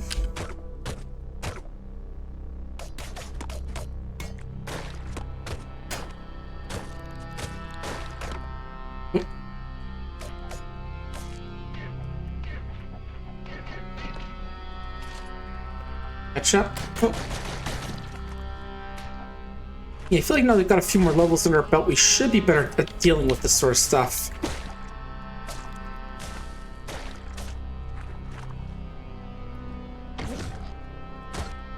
Yeah, just get close to Slug's Snout and it shouldn't be shooting us as much.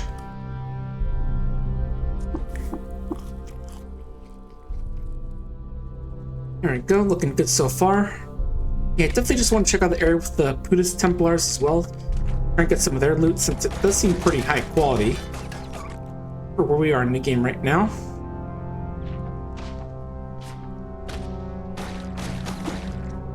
Oop.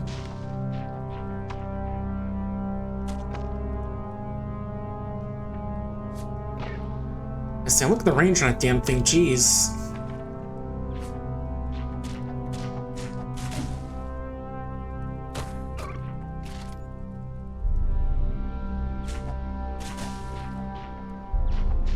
Yeah, that's why people hate seed-spitting plants.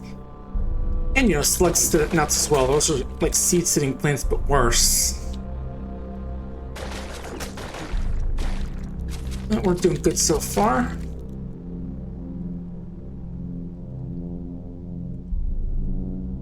Is that everything in here? Looks to be it.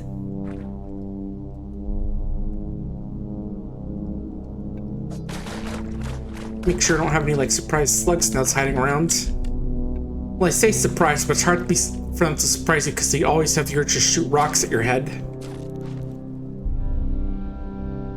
It's part of their nature.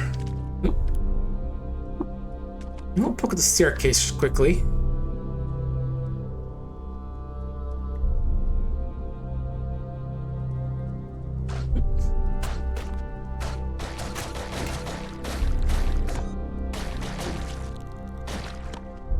Okay, seems relatively peaceful down here at least. I mean, I say with that with amoeba, but, you know, it's better than the slug snouts.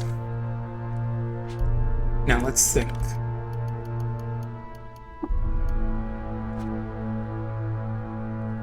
Reloaded.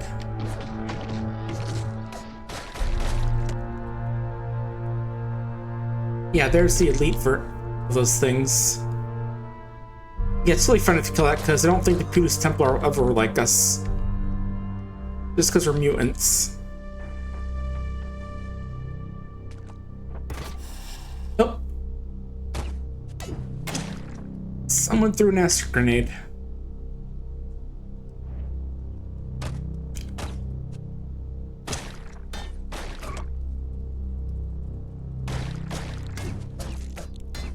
Hey there, bear. Where'd you come from?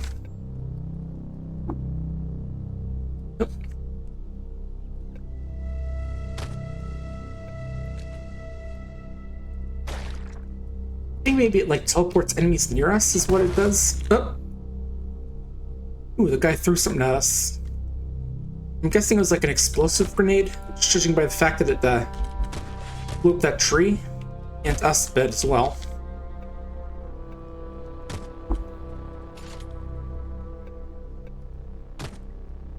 Got one.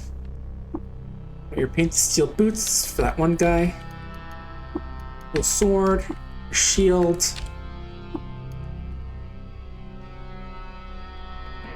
Yeah, hide back here and heal up. Good. Oh. What do you got, buddy? I am tempted by the steel dagger because I could use it to replace the one I lost, but I think I'm good for now. So if worst comes to worst, I can try and have him take on that legendary infiltrator. Oh. That's a defoliant. We're fine.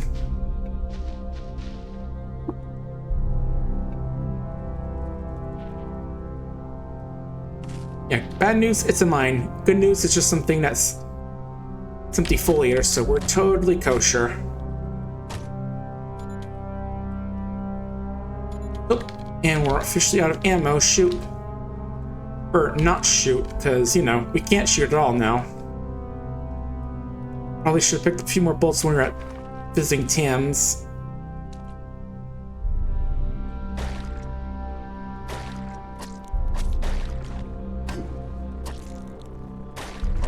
Don't panic, you can do that really quickly. Just poke down here, run up here, and we'll just go running off back to Tams until we need some more bullets. Actually, while I'm here, let me check with the archive, because he might have a good recipe for us. Let's see. Gem cell might be good. Grappling gun, grenades launcher. Ace harmonic, which I think is kind of like a thing that you can use for killing certain enemies. Symbiotic firefly. Interesting.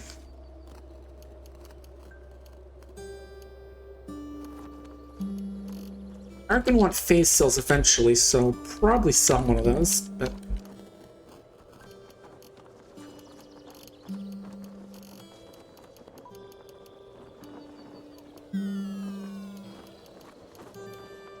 Anything else you can sell him? How about...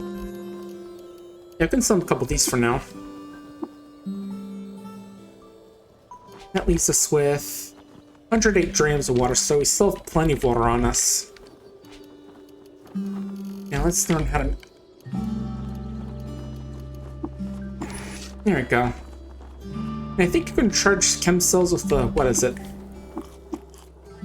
With the crafting stuff. With some bit scrap, I think. So that's not too much of an issue. Right, and all your lead slugs. All of them. Yes, I got some weird robots I gotta kill.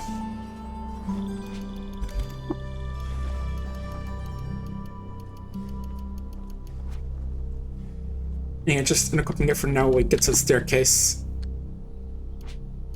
Just to save on the bet. There we go.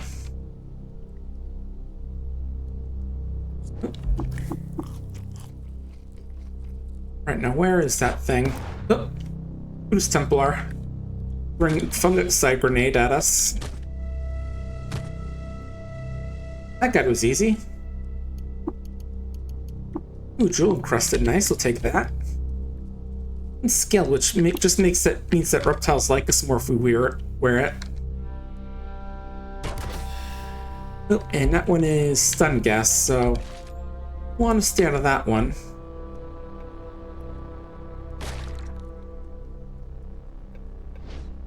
Oh. Where'd he go? Let's go over here. Yeah, I don't fully remember what the infiltrators do. Oh. There it is. Come back here.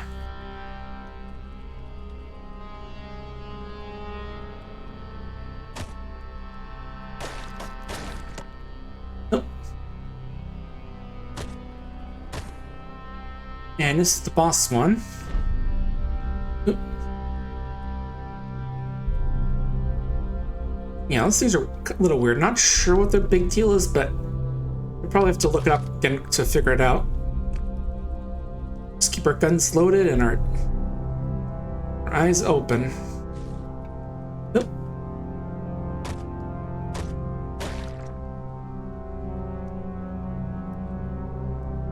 Are doing some good damage. Also just sort of teleport that fish out of his pond, I think. Which is certainly a rude thing to do.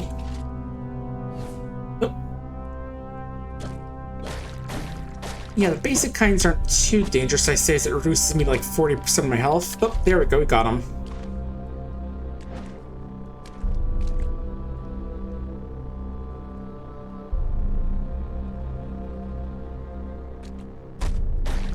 Okay, this is a different one.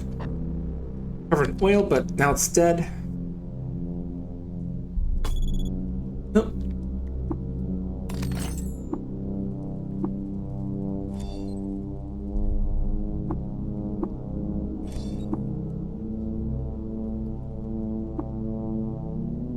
Yeah, just some default mines from that guy that was here earlier. Nothing too dangerous. Wood arrows. Wrench, I'll take that.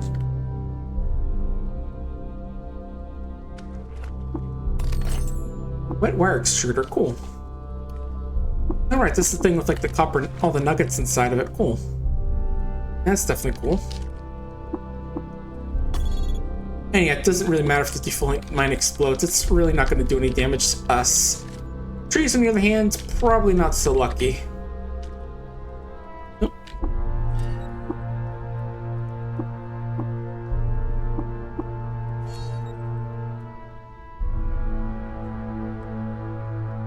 Where'd that guy go? Is it dead? Did someone kill it off screen or what? Oh, there it is.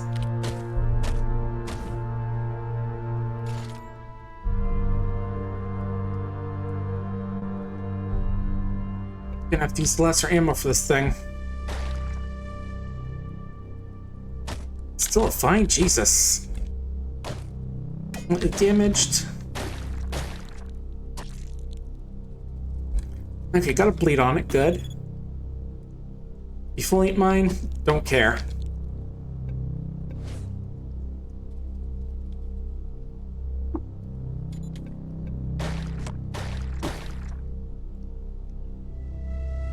Oh, we're dazed. Let's get a bit of distance just so we don't lose too badly.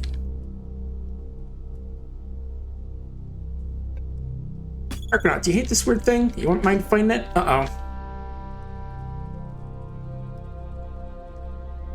Didn't know you still had a friend lurking around. Okay, we're healed up. Yeah, again, I'm mostly just trying to get a few good defensive bleeds on this guy. There we go.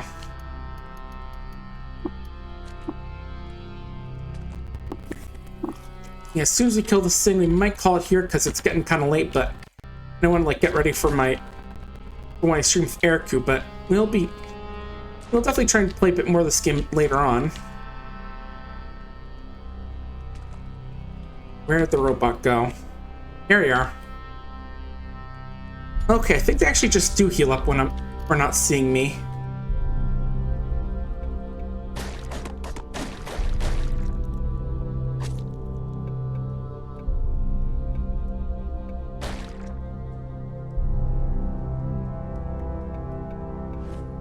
Which is a problem because it seems like just teleporting it's both away, and so we can't kill it. So we may actually just have to kill another time, but we'll figure that out sometime. But yeah, folks, I think that's going to be it for today. Caves of Qud is definitely a really fun game to play. Definitely one of the cooler games out there, especially in the roguelikes. So let me see who I can send you off to for a bit. Again, don't forget that I'm going to be streaming again at 7:30 on Eriku's, and I'm going to be collabing with Eriku as well. So keep an eye out for that. But let me see who we can raid right now.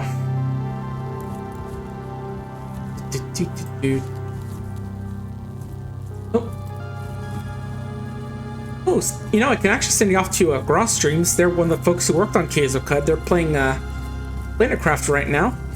But yeah, I'll send you the folks on over to them. So we're going to be playing. So yeah, I'll see you folks again at 7:30, and hope you have a good time for the 2 or 3 hours or away. Take care.